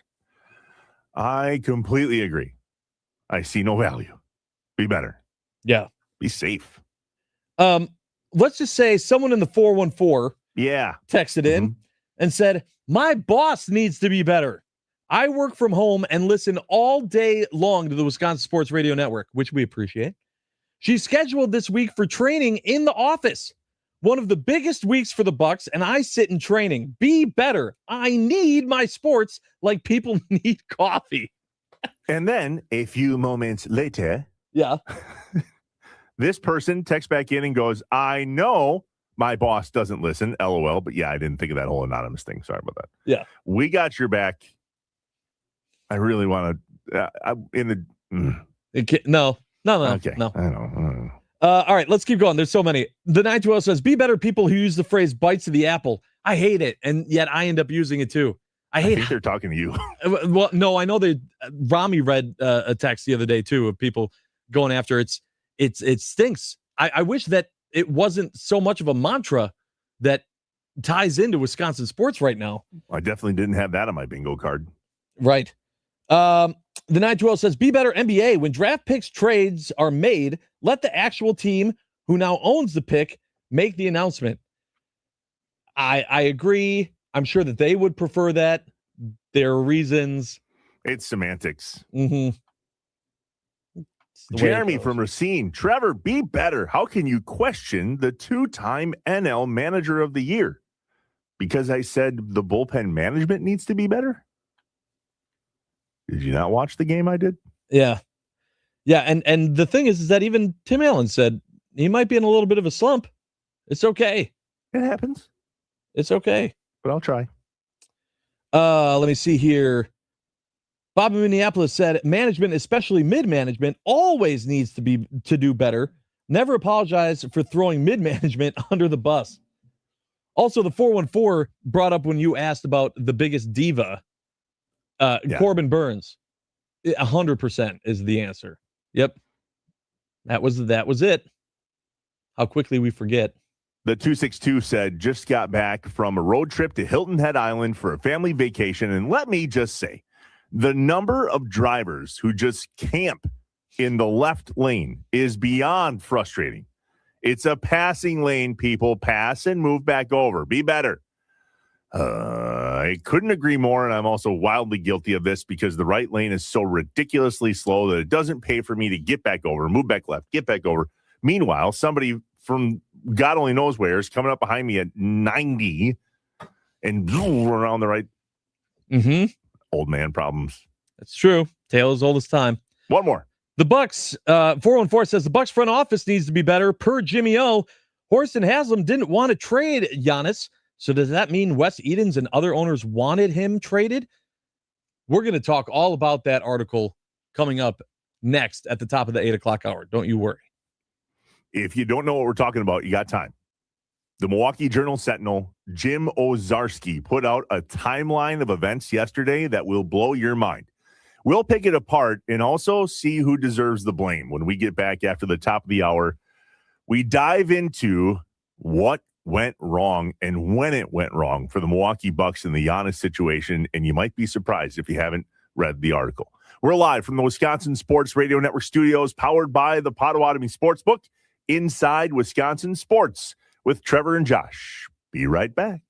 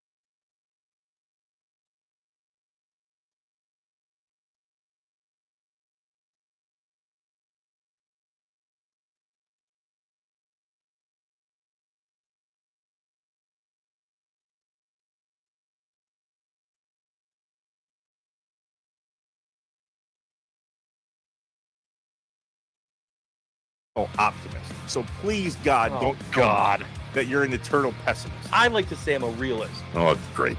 We're going to get along great. This is going to be great. This is Inside Wisconsin Sports with Trevor and Josh. Crowd is here, about to blow, waiting for me to start the show. Out the curtain, lights go up from home. Whoa! Fly ball center field. Back goes Myers at the track. It is off the top of the wall and gets out of here. Contreras with a 2-run bomb, and the Brewers take the lead. Kind of having a hitting philosophy up and down. Bowers goes towards right, and he does go back to back. 3/4 of the way up the bleachers in right field. Ground ball third base side. It's a fair ball headed towards the corner. 1 run scores. Contreras will score. Here comes Bowers around third. Vaughn clears him with a double. 1-2. Ground ball to short. Pratt. They get 1. They get 2. Game over. Pratt to Terang to Bowers, and the Brewers have swept the Reds in Cincinnati. They escaped by the hair of their chinny chin chins. Have you seen these dudes on Reels or TikToks that create? Yeah, you know what I'm talking about? With Absolutely. These announcers and their greatest calls. Yeah, over the top. I hope that makes it. I feel like they've gone to the well on Jeff a few times. They have. And the hair on your chinny chin chins qualifies for another visit. Yep, that's a good one. What's up, Wisconsin? Audio courtesy of Brewers TV. We are inside Wisconsin Sports. Trevor Thomas, Josh Albrecht. Hi. Live from the Wisconsin Sports Radio Network studios, powered by the Potawatomi Sportsbook. Listen, it's been a hell of a week for Bucs fans. Wisconsin sports fans in general. It's always tough, no matter the circumstance, to see one of the, if not greatest players in Milwaukee Bucks history no longer wearing a Bucks uniform, with Giannis being traded to the Miami Heat. Yesterday, during the show, actually, I believe, Josh, Jim Owczarski came out with an article that lays out the entire timeline of events in regard to his opinion and others as to what happened with the fallout of the Milwaukee Bucks and Giannis. Josh printed it. It's 32 pages long. Yeah. Like probably single-spaced 12-point font. And there's a lot here, right? And so Josh and I both perused this thing, made some notes, tried to understand the good, the bad, the ugly. And we're going to do our best to share it with you, give our thoughts, and ultimately see if we can't put this to bed. Although if they don't fix some of the problems, it's only going to rear its head again. Josh, why don't you start? And maybe from the beginning in regards to how Jim says this really was a long time coming. Yeah, I mean, so he lays out, as you said, Trevor, the whole timeline of when from the first crack to the full collapse, right? And that's why it's such a long read, because so much happened. This is not something that happened just over a couple months. This was years. And he even said that there were 50 people across the NBA, within the Bucks organization and not within the Bucks organization, that attributed to his ability to share this timeline with us. So this isn't Jim being on the beat here in Milwaukee for a hot minute and just being able to piece it all together. He had his eyes on this thing from the start, and it's massively impressive. Yeah, so the first thing he talks about is the firing of Coach Bud, which was in May of 2023. When we talked yesterday, kind of just about what was the breaking point, I said, I don't know that it was the breaking point, but it was, moving on from Bud seemed to be that first crack. And then that's exactly what Jimmy O points to as kind of that first point. Everyone wants to go and immediately say that was Giannis, and they're not wrong. However, in the article, it also says that Antetokounmpo and many in the locker room had grown tired of the coach's personality and rigidity, if I'm saying that correctly. And this was, and also the front office was also kind of getting sick of some things with Bud. So it was not like, I feel like in hindsight, a lot of the fan base and maybe even Giannis and some players didn't realize that the grass isn't going to be greener on the other side, but they were frustrated with the fact that it had been 2 full seasons of disappointing losses after winning the championship. And I think there were a lot of fans that at the time went, we got to move on from Bud. We got to move on. Here we are, all these years later, bringing in a Bud protege to get back to the system that Bud ran. Ain't that funny? Yep. And then the next thing that happened was then bring in Adrian Griffin, right?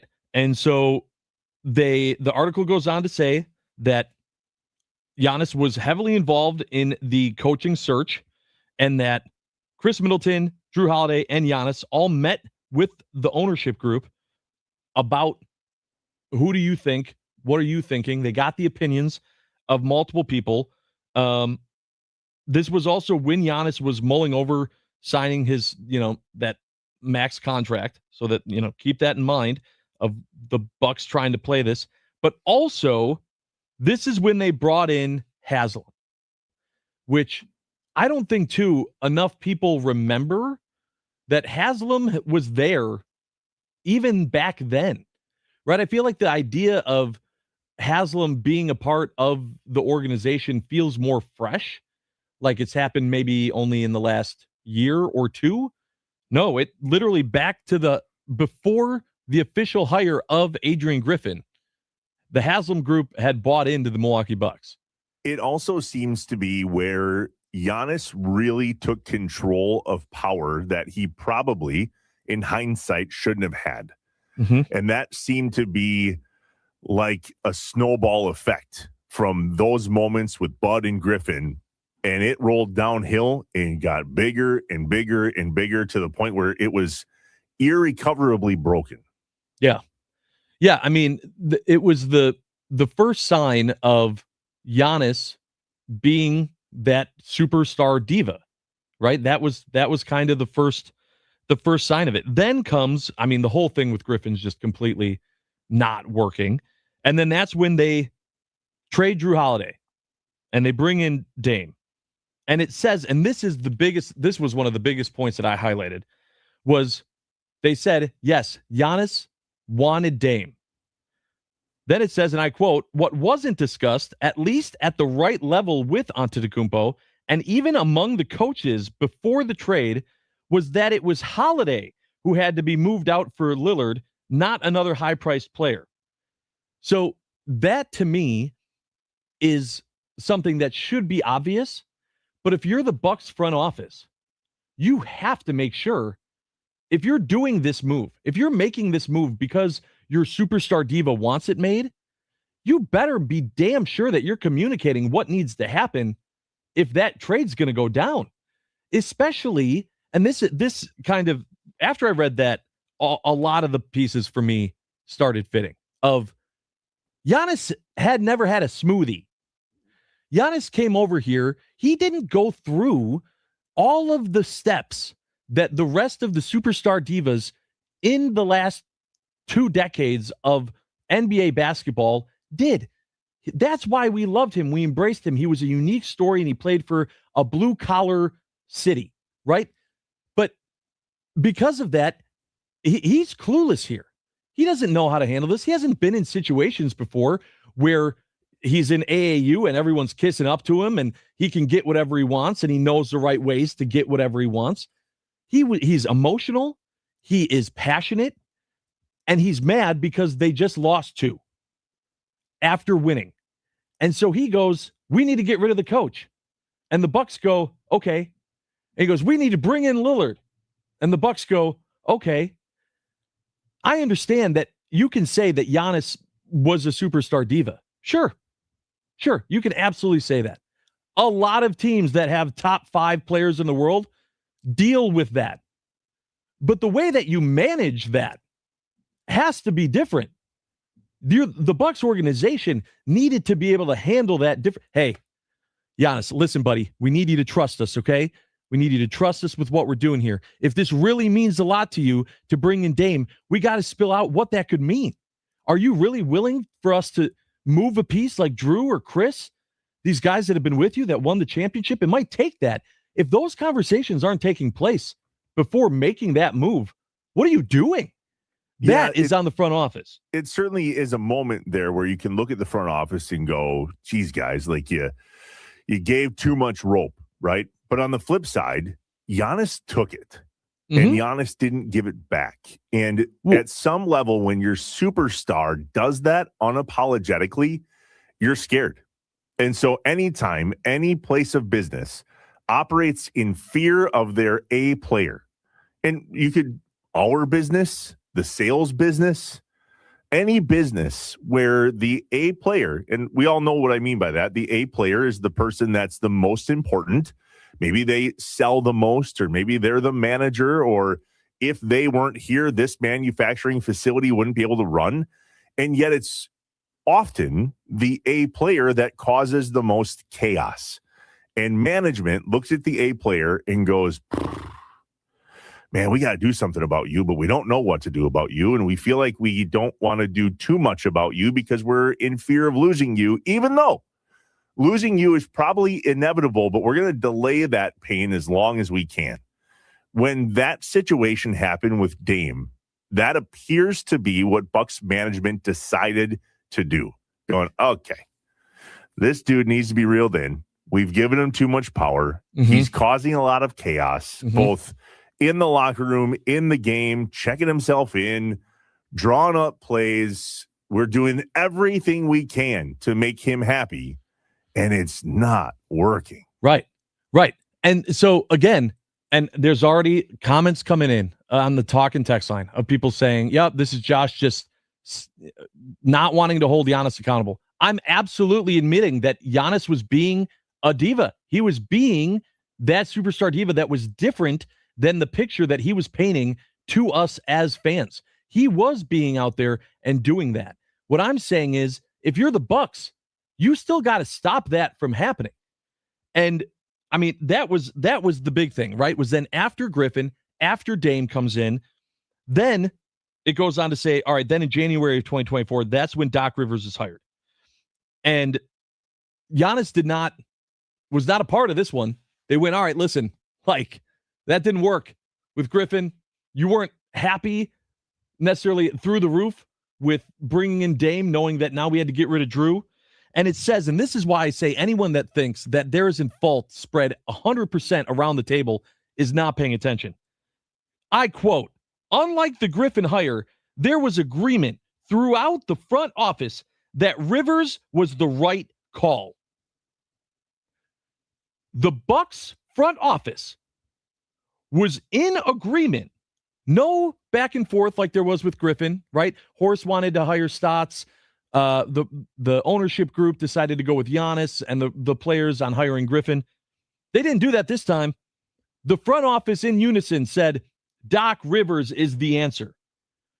If that does not worry you with who's in control in the front office, you need to look in the mirror. All of us, the second that Doc Rivers was hired, went, oh, I don't like that. Everyone was against the Doc Rivers hire, except for apparently everyone in charge of the Bucks organization. That's a problem. And immediately blood went into the water. And when blood went into the water, it all went sideways damn near overnight. And the same problems that got the Bucks into that situation in regard to Giannis and some of the things he was allowing to happen with himself or his teammates or all of it. If you look at the Bucks organization and consider Giannis to be the leader for all of those years, bad news, he was really bad at leadership. Yeah, he's good at basketball. It was obvious, and it's more obvious through this article, that Giannis was not good at being the person who was going to strong arm an organization into making decisions that he wanted and having them be successful. Right. This one other thing with Doc, that Jimmy O includes in the article, Doc Rivers saying, after the Bucks called, I said to them, I don't understand why you're doing this. And one of the things they said was, well, it doesn't matter. We've done it now and we want you. And so that was a tough one. Doc Rivers saying, I didn't even want this job. Like Doc Rivers did that. And then, of course, we all know the quote that came out that then sent Jay Crowder losing his mind, where days after he said that, he goes on and says about taking over the team midseason, "I've never done this. I wouldn't wish this on anyone." That's exactly what you want when you're trying to re-solidify the culture, is hiring a coach. And you can't put Doc Rivers on Giannis. That was the front office that made that decision. And the things that they go on talking about. Pause there for a moment, though, Josh, if I may. I don't necessarily read that quote from Doc Rivers that way. When they were talking about getting the deal done, Rivers said after he took the job, "I told Bucks ownership when they called, I don't understand why you're doing this." Is that an inquisition as to what's going on? Hey, guys, I don't understand why you're doing this way. Help me understand. And even at that point, he didn't take the job. He did not immediately take over the team, the article goes on to say. Joe Prunty coached 3 games on an interim basis. So is that Doc Rivers going, "Why me?" Or is it Doc Rivers going, "What is going on here?" Yes. This seems really out of bounds. I don't read that as him saying why him. I think it was a little bit, why are you doing this in general? And like, what are you thinking that I'm going to do to fix this problem that you have? I mean, it said that like he was in the TV booth. He wasn't searching to get back into coaching at the time. Like, it really seemed like the Bucks were going out of their way to try to say, "Doc, we need you." But he didn't say, "Why me?" He said, "Why are you doing this?" And I think there's a difference. In a situation like this, it doesn't take a rocket scientist to stand outside and watch and go, "Ooh, what is going on here? How did this team fall from where they were so fast?" Well, Jimmy O does a great job of laying that out. But I don't necessarily take that as Rivers questioning himself and why him, in more of just a why this, why now?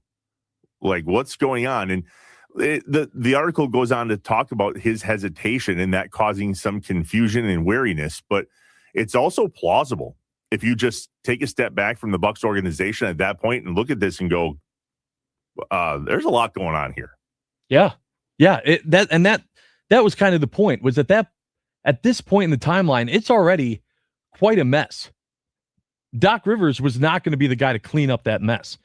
Then they go in, he talks about Doc Rivers' first full season, which I think this is amazing. I'm going to read this really quick. He says, following the signing of Giannis's max contract extension in the winter of 2020, it was adorned with a hallway door was adorned with Antetokounmpo's Nike logo and interlocking GA. At the start of the 2024-25 season, Rivers' first full campaign as head coach, the GA was removed, and instead the team put the word "together" in its place in different languages, and the English version of the word was misspelled. I immediately think of Toy Story and the changes. Changes are happening to me. You see, it went from Giannis to immediately something else, and then you mess that up. Okay, but that's fine. It's just a graphic error, right? No, also, he had a $90,000 golf simulator for Doc Rivers, took over a communal space in the practice facility, and then on top of that, he was calling some players into meetings and not others.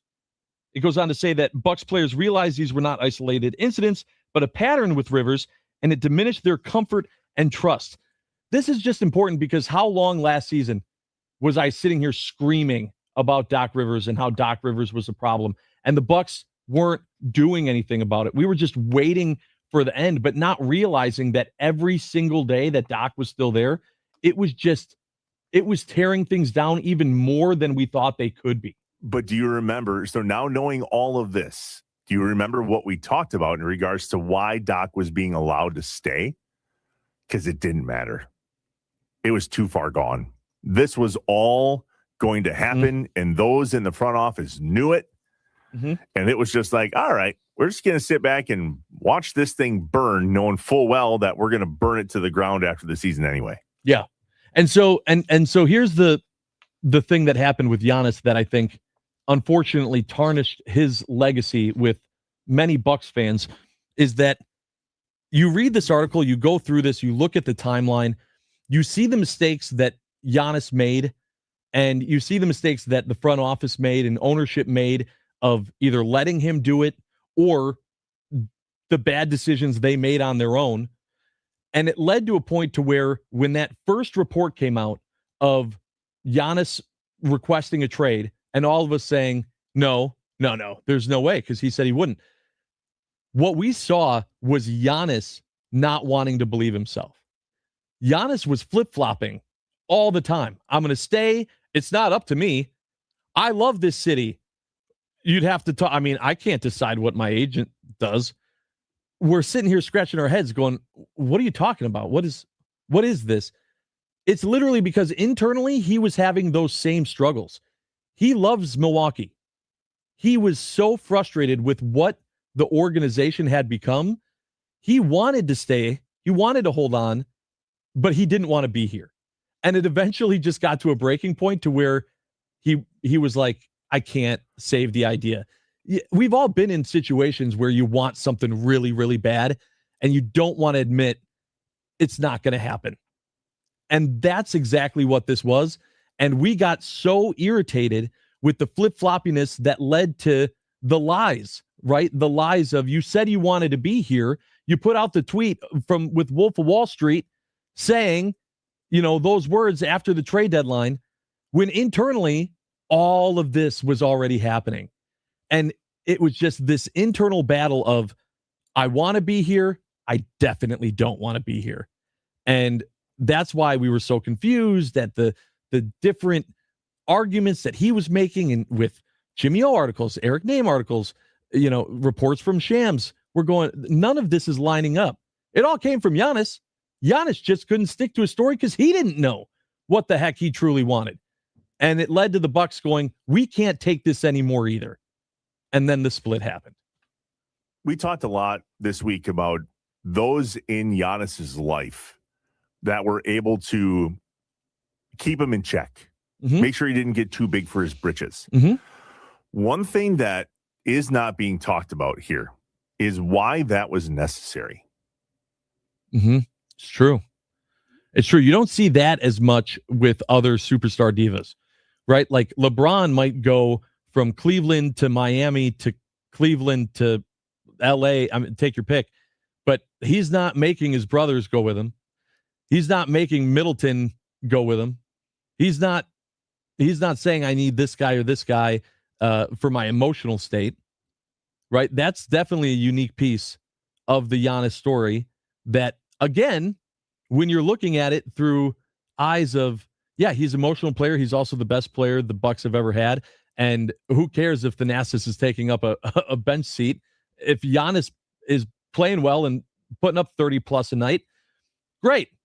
Give Thanasis the seat.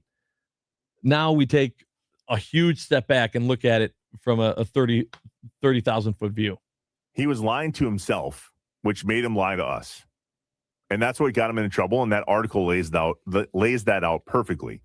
So take that, right? Not being able to admit what's going on, along with his lack of leadership and the Bucks' inability to figure out how to lead that person, has got us here. So props to Jimmy O for being able to spell all of that out. Somebody texted in on the Nicolay Law Talking text line, 414-677-1250. I had the internet read that to me. It took 45 minutes. Yeah, smart. Here's the other thing I thought was interesting. I know a few people, including some that are on the network here, were very frustrated with Jimmy O, going, why, if you were why sit on this?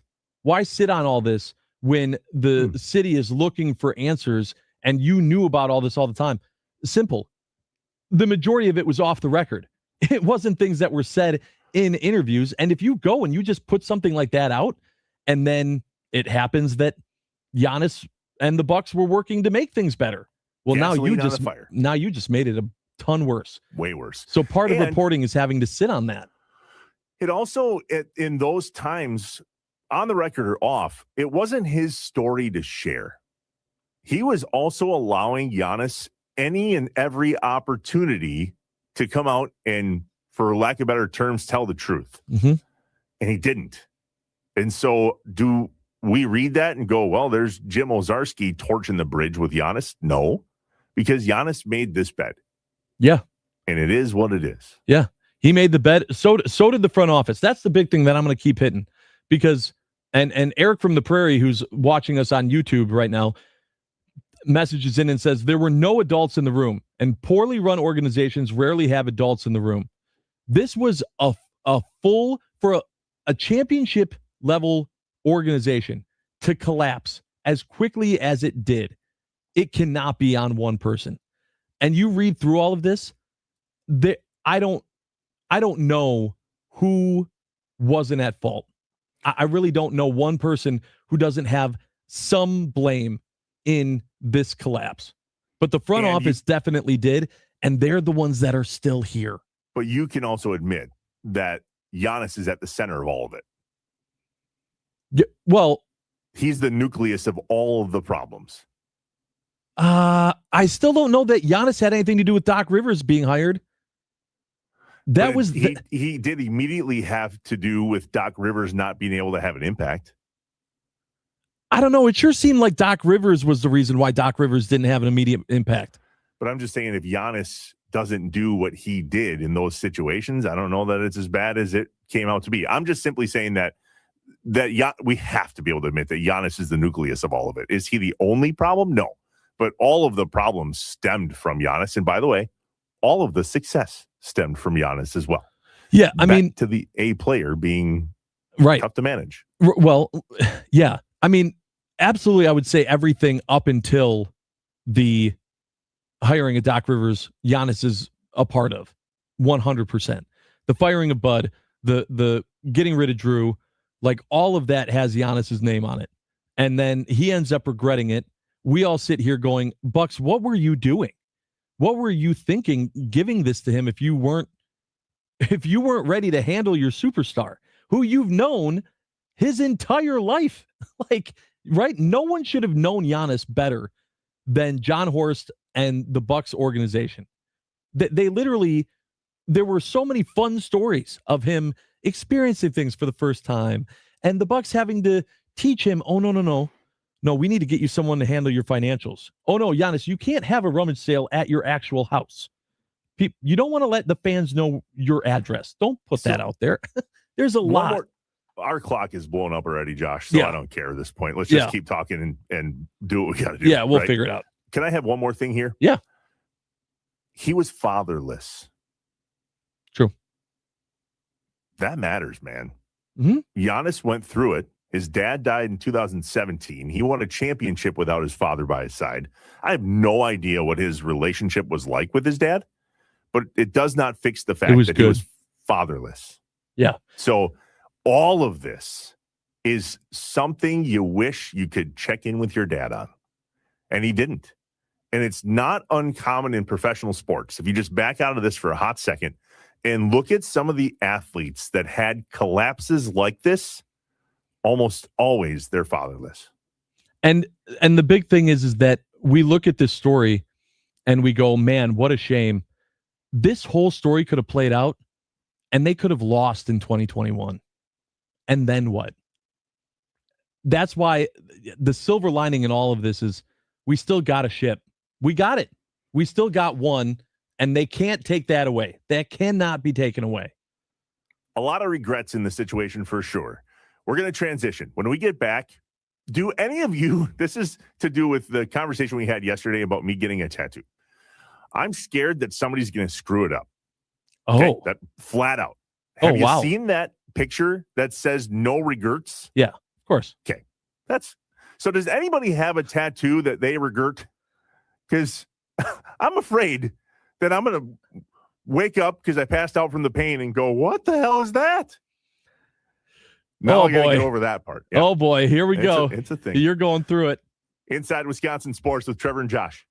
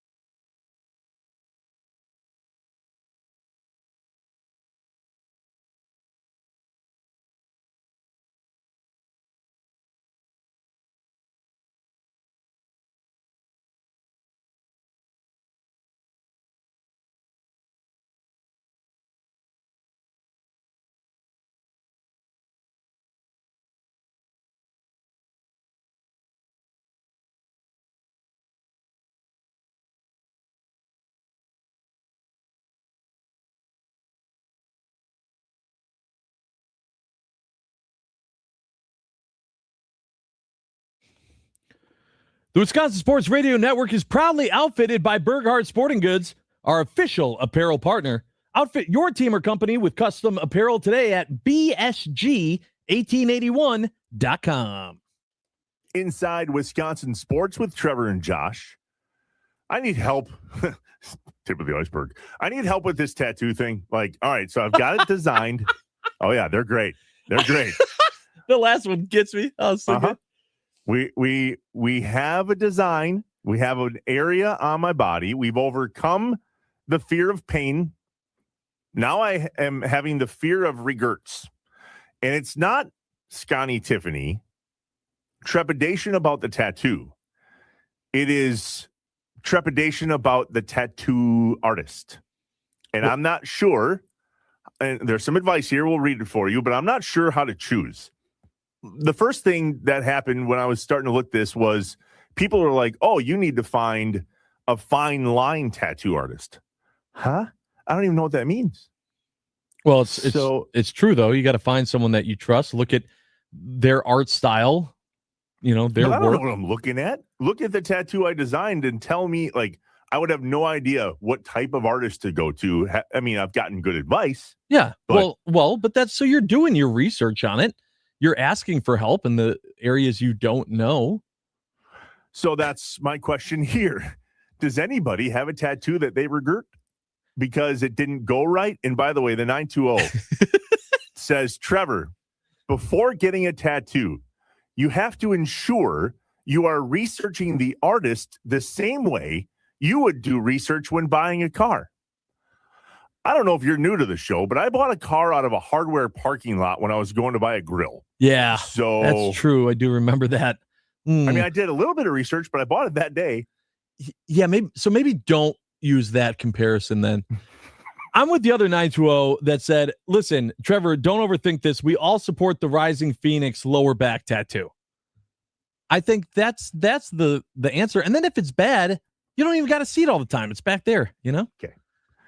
Do you know how many times that came up in my life yesterday? I think it's the perfect tattoo for you, honestly. I do. None of it. Come on. No. I think it's wonderful. You know how much like that would have to be the bet of a lifetime for me to go, oh yeah, sure. If I lose, I'll put, can we not say the words, by the way? You I don't didn't know. read them. I don't know. Tramp stamp. Yesterday. I don't know. Listen, you may think about all the amazing memories you've had with the Phoenix, your love for UWGB, you making those long putts, the moments you'll never forget, all associated with the Phoenix. Why wouldn't you want to get There's a lot of that debate Phoenix on tattoo? That bird. There's two birds. What do There's you a UWGB education bird, and then there's the UWGB athletics bird, and they're not the same birds. And I actually talked to the chancellor about this, and he's like, we need to get one friggin' bird so people stop talking about the bird. I think you can get both as a tramp stamp. Think you're crazy. Bob in Minneapolis, pound sand, bud. Why? Who regrets tattoos? Men having a midlife crisis. No, this is not a midlife crisis. This is my entire life story being on it. I'm down for the tattoo. I'm just really trying hard to choose the right artist. There's one from the 414. Trevor, most tattoo artists have Instagram accounts. You can check their work there. Cool. What am I looking at? I've done this. I've had people send me the Instagrams. I've had people make suggestions, and then I'll share with other people the artists that I've been suggested to, and they go, and I quote, "Ooh, don't do that. That's a fat line artist." Huh? What? Oh. So do I possibly have to go to two different artists? All right, you do this part. No, and then that seems insane. I agree. The tattoo is not, it's one color. Like it's just black. I can't imagine that it's that insane to where you'd need multiple people to do it. I think you just got to find someone you trust and buy in. It's just permanent. Who cares? Exactly. Look at Nick in Waukesha. I actually have a tattoo on my calf that says no regrets with barbed wire around it. Got it when I was 19. Thought it was edgy. I'm 39 now. Bet you wear a lot of long pants there, Nick. Jeff from Luxembourg. Don't start wobbling, Trevor. It's a very cool design. Thank you. You've thought it through. I have, and you should do it. I will. Artist research is the only real decision here, and one artist can do this. Yeah, absolutely. And that's where the text stops. Who's the artist? Oh, that's interesting. I didn't know that. Matt in Minneapolis says the bright side, Trevor, is that if you pass out, they have to stop the tattoo. I don't think that's a positive. If I pass out from the pain of getting a tattoo, don't stop halfway. Please keep going. I'm out. I've already made the decision, and I'll even prepay. If I pass out, sounds good. Is that our Tommy? I think so. Let me see if I can figure that out. Oh, we just got a text from the 414 from someone named Tommy who says, this tattoo would be absolutely fantastic. Long putts on long butts. Dumbest thing ever. I think you could do that and mix in the two different birds, and that would be a hell of a tramp stamp. You know, that's also a problem. I have a bit of an addictive personality, so I've been told that is our once Tommy. Once you start, that is our Tommy. Yeah, block him. I'm gonna get the tattoo. I want to make sure, I'm getting this tattoo. I've overcome all of the things. The lower back tattoo. No, I just had no. Oh,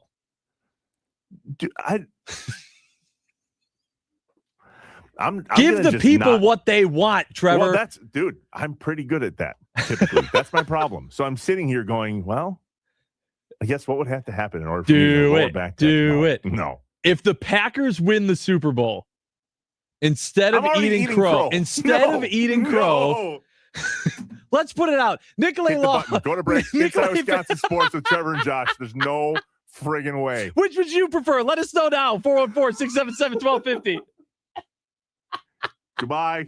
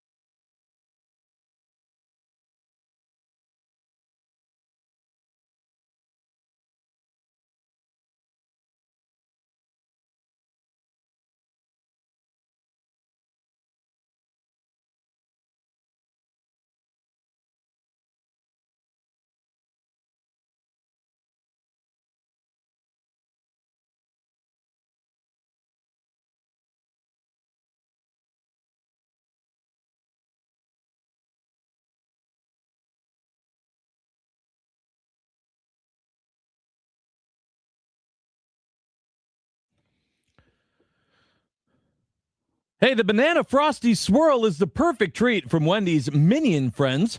They created the banana cream sauce with real banana. The flavor is like a classic banana cream pie or pudding and pairs perfectly with Wendy's Vanilla Frosty. It's available for a limited time, so stop by your local Wendy's and get one today. Inside Wisconsin Sports with Trevor and Josh, crossing over with our friends from 9 to noon with John Kuhn and Rami Makloff. John Kuhn joins us. John, do you have a tattoo? No. Why? Why get one? I mean, I was never tempted to get a tattoo, really, to be honest with you. I mean, even though I grew up in the 90s and early 2000s when those tribal bands were very popular. Have you seen the mid 40-year-olds with the tribal bands these days? Saggy fence. It looks like barbed wire that's been ran through by an ATV. That's so true. I'm getting one, and people are trying to say, here's what you should do. We have recommendations. Shoot me a message on Twitter at Trevor Thomas IW. If you have recommendations, he's getting two birds. Shut it. I am not. As a tramp stamp. No, I'm not. And it says, "Let's rise, Phoenix." Let's rise, Phoenix. I'm getting a forearm tattoo. Phoenix looking at each other? Or are they flying side by side, or are they? Oh, good point. Back to back. What are they doing? Are their wings up? Are their talons out? Like, are their mouths open? See, all this depends on the artist, I think. Yeah, fine line. The interpretation. No, it's a forearm tattoo, and it spells out a bunch of different things about my life story. I'm super jacked to get it, and I've overcome You got all a of the things. haiku on your arm? I think so. Nice. I mean, I'm getting one. I don't have it there yet. What stories do we get on this thing? And is it cryptic? Are you going to have to explain it? It's cryptic as heck. Yep. All sorts of cryptic. I can explain it. I'm happy to do so. Maybe I'll do that tomorrow. But at the end of the day, it spells out a Bible verse, and each image has its own story attached to it. So if you go to Instagram, John, big. It's my forearm. Pretty big. It's my forearm. Can I just say the one thing that I'm worried about for you, Trevor, is your forearm? Did you measure that? Okay, so a forearm is the size of your shoe. How big is your shoe? 14. Okay, so size 14 tattoo on the forearm. That's what you're getting. Pictures with words, Bible verses, and all that stuff. How many different scenes are we talking about here? 1, 2, 3, 4, 5, 6. See, that's 6 scenes. Is Super Bowl 45 one of them? No, sorry. Yeah, so 7. Oh, okay. So now we got a 7th. Right. That was my one thing is it possible that, like, if people can't tell what it is, every time you have to explain the story of the tattoo, if it takes you 5 minutes to explain everything in the tattoo, then is there too much going on in the tattoo to where then for the rest of your life you're regretting, oh, yes, let me tell you the whole story. This is this, this is this, this is this, this is this. Well, you can pick and choose who you tell that to. People that are close to you that you want to share those stories with, you break it all down. People that are, you're not very close with, or maybe you're having a bad day, you just go, I don't know, I just thought it was cool. Bob from Minneapolis. No, I'm not even that one. The 414, Trevor, which part of it includes Gottlieb? Is that 8? So now you have to add on Super Bowl 45. Super Bowl 45 and Doug Gottlieb. And are you going to have good Doug Gottlieb or bad Doug Gottlieb? Doug Gottlieb on your left shoulder, Doug Gottlieb on your right shoulder? I think it's just the stool throw, right? It's the stool throw. And no, that was the force, remember? Right, John, right. What's coming up in the next 3 hours of our life? We're going to get into the red hot Brewers, obviously. Basketball still making moves. Did you see the big trade that just happened a few minutes ago? And we'll talk with Vinny Rottino and just get the vibe of the Brewers before they go into 18 games in 17 days before the All-Star break. Yeah, that's a lot of baseball coming up for the Brewers. 9 to noon, John Kuhn, Rami Makloff, Brandon Snide coming up next on the Wisconsin Sports Radio Network. The studios powered by the Potawatomi Sportsbook. The talk and text line, 414-677-1250, powered by Nicolay Law. Our thanks to all of you for all the chiming in. Some great messages came through about that segment we did on the Giannis article. It was really well thought out. We tried. We also wanted to make sure that you knew the blame was abound for the whole Giannis situation. Rob Zerjab and the Timber Rattlers, good luck this weekend as the Utter Tuggers, and good luck to his boy in Indiana on the travel ball team. Inside Wisconsin Sports with Trevor and Josh. See you tomorrow. Because we're not done yet.